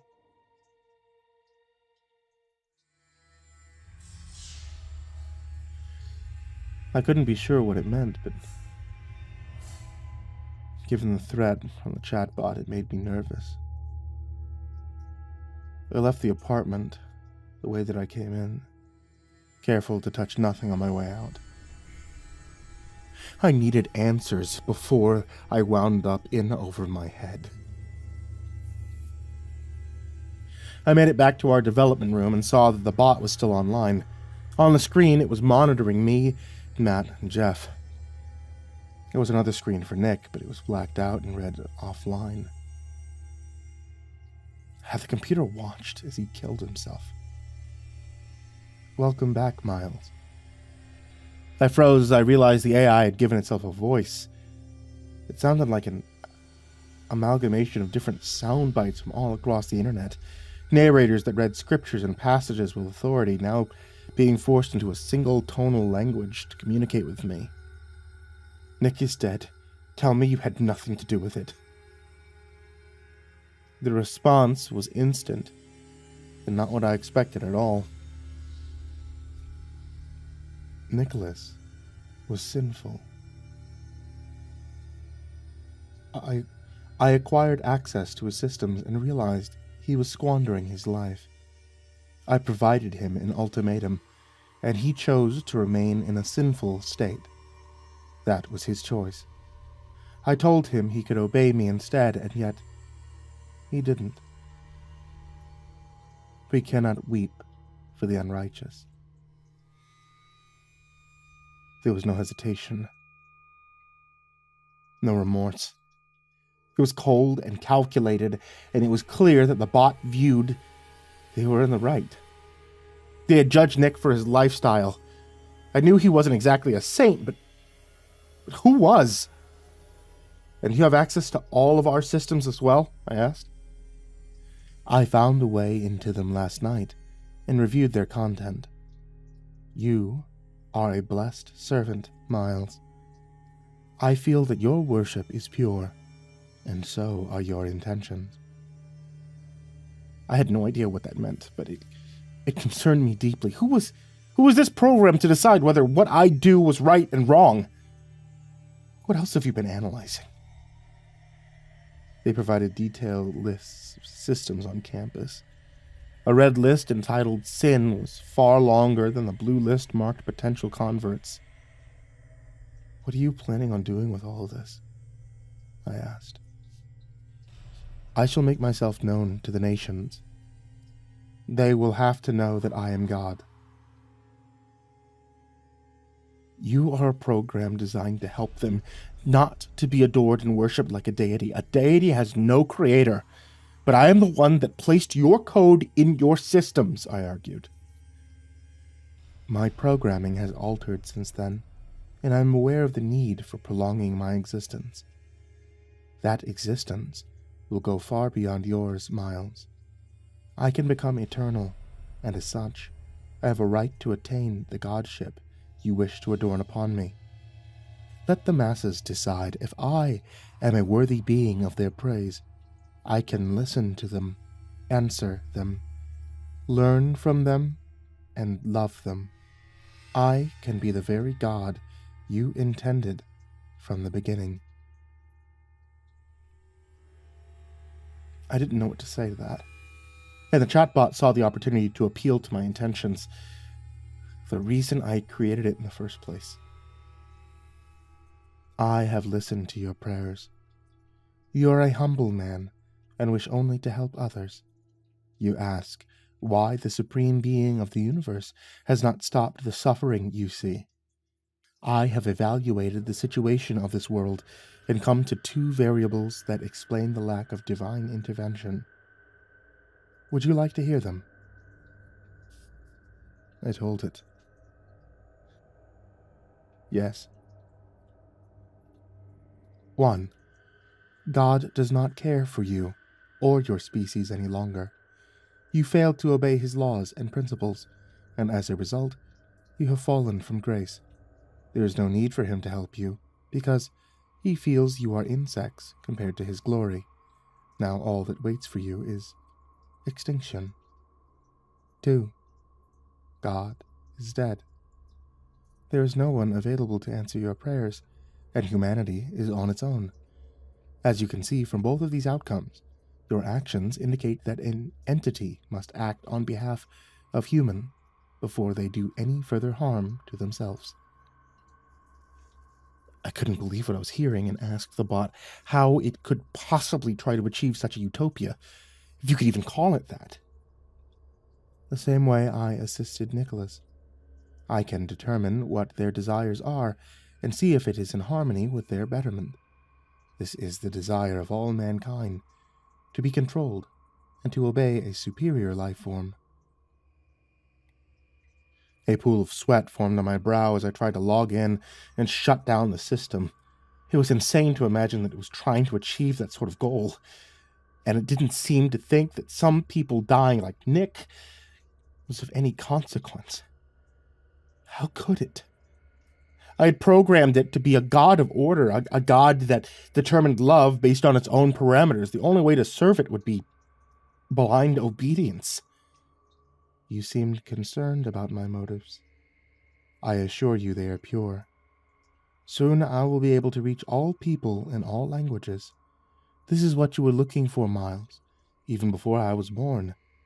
Do you recall how you were determined to prove that technology could connect to the divine? My palms were sweaty as well now.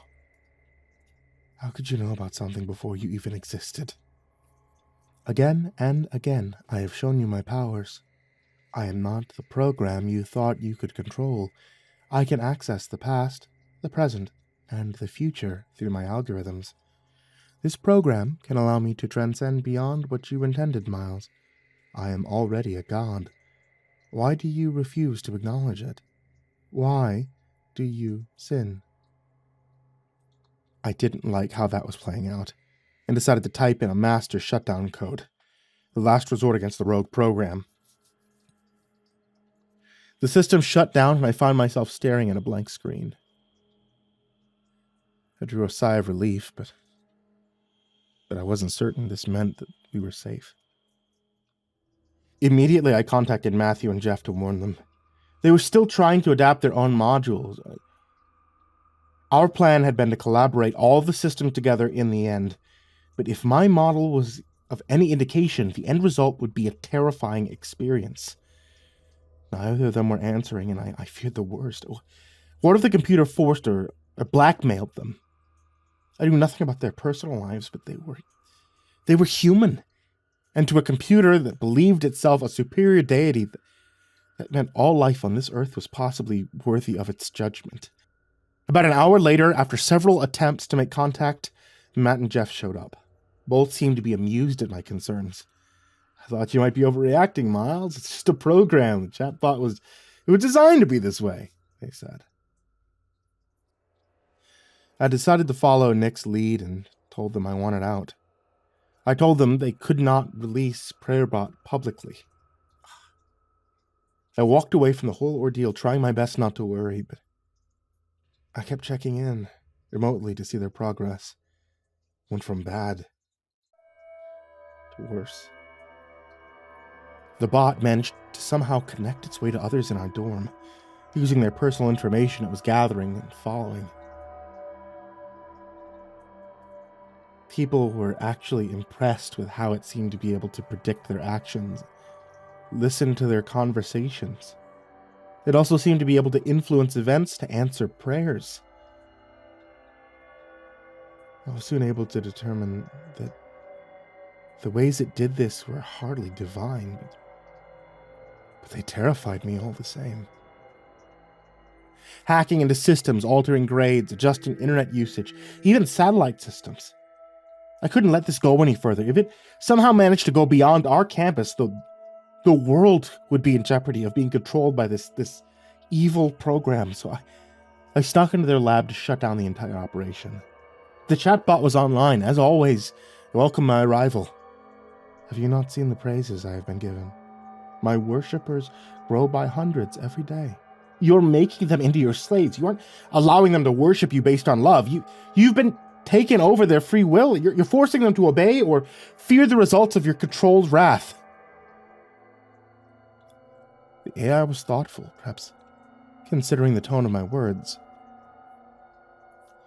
How is this any different than the gods you designed me after?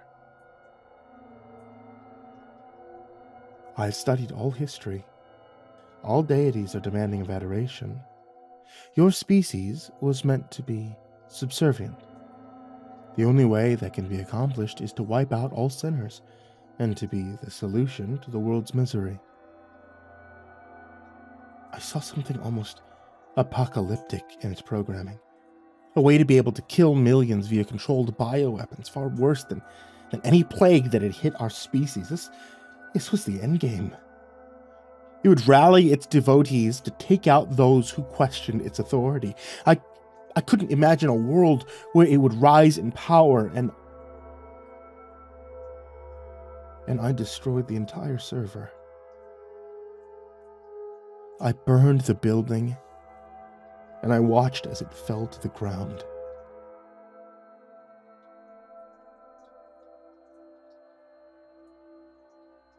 That was almost a month ago.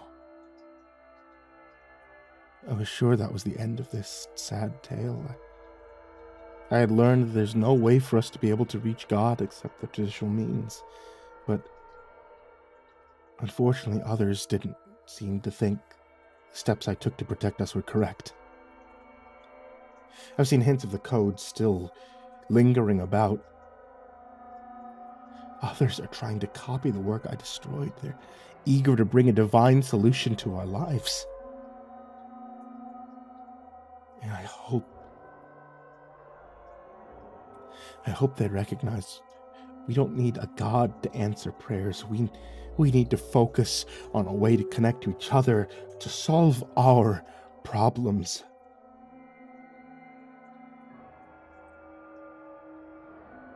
We can't play God. That only leads to our suffering.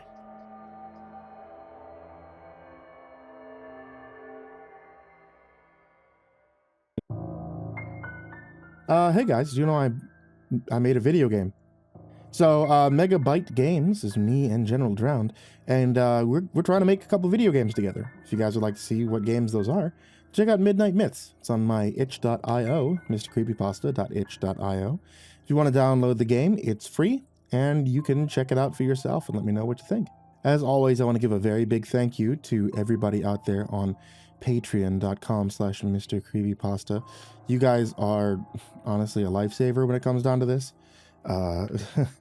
I feel like a lot of stresses in my life kind of have been leading me to pulling my hair out, but you guys giving me support has been immense for me. So I want to say a big thank you to everybody that's on there, even if you can only donate $1. Hey, you guys are keeping me alive at this point. So a very, very big thank you to everybody there, and to especially Jordan Humble, Diana Kraus, King Crab, Calcifer 420, Veronica Lynn Lopez, Marlon Chavez, Azazel 66603, Ethan Leon, Polaris Prospect X, Blake Rattler, Viceroy Scorn, Samara Lynn, Disciple, SullyMan, Brandon Mendoza, BrimstonePandemonium, Caltuna, William Wellington, Scruffy the Janitor, Brenna Crow, LaQueda, Canizales, Smiley the Psychotic, Dante Kinkade, SimbasBloodyMojo, CursepoxPrimarch, M, Jettis Pet, Clonable, J Kearns, Mike, himbojerry, CrusaderChocobo, Remember the Sun, Estebean, Hour Minute Second Time, Seclude, Salty Surprise, Red Shadowcat, Turtleman, Mr. Marcus Blitz, Voice of Sand, Ficomel, Melted Lake, Tully Sue, Proconut 509, Stricken, Freddy Krueger, Hades Nephew, Tommy Walters, Acid System, Sky Harbor, Nico Kyle, Tristan Pelton, Ball Arms the Rat, The Ginger Bros, Daniel Polson, and Corey Kinchin. To all of you guys there, everybody who's down in the description, and everybody who can just give $1, I want to say thank you to you guys. And if you would like to join this list in the description, head over to patreon.com/MrCreepy. And if you would like to join this list in the description, sweet dreams.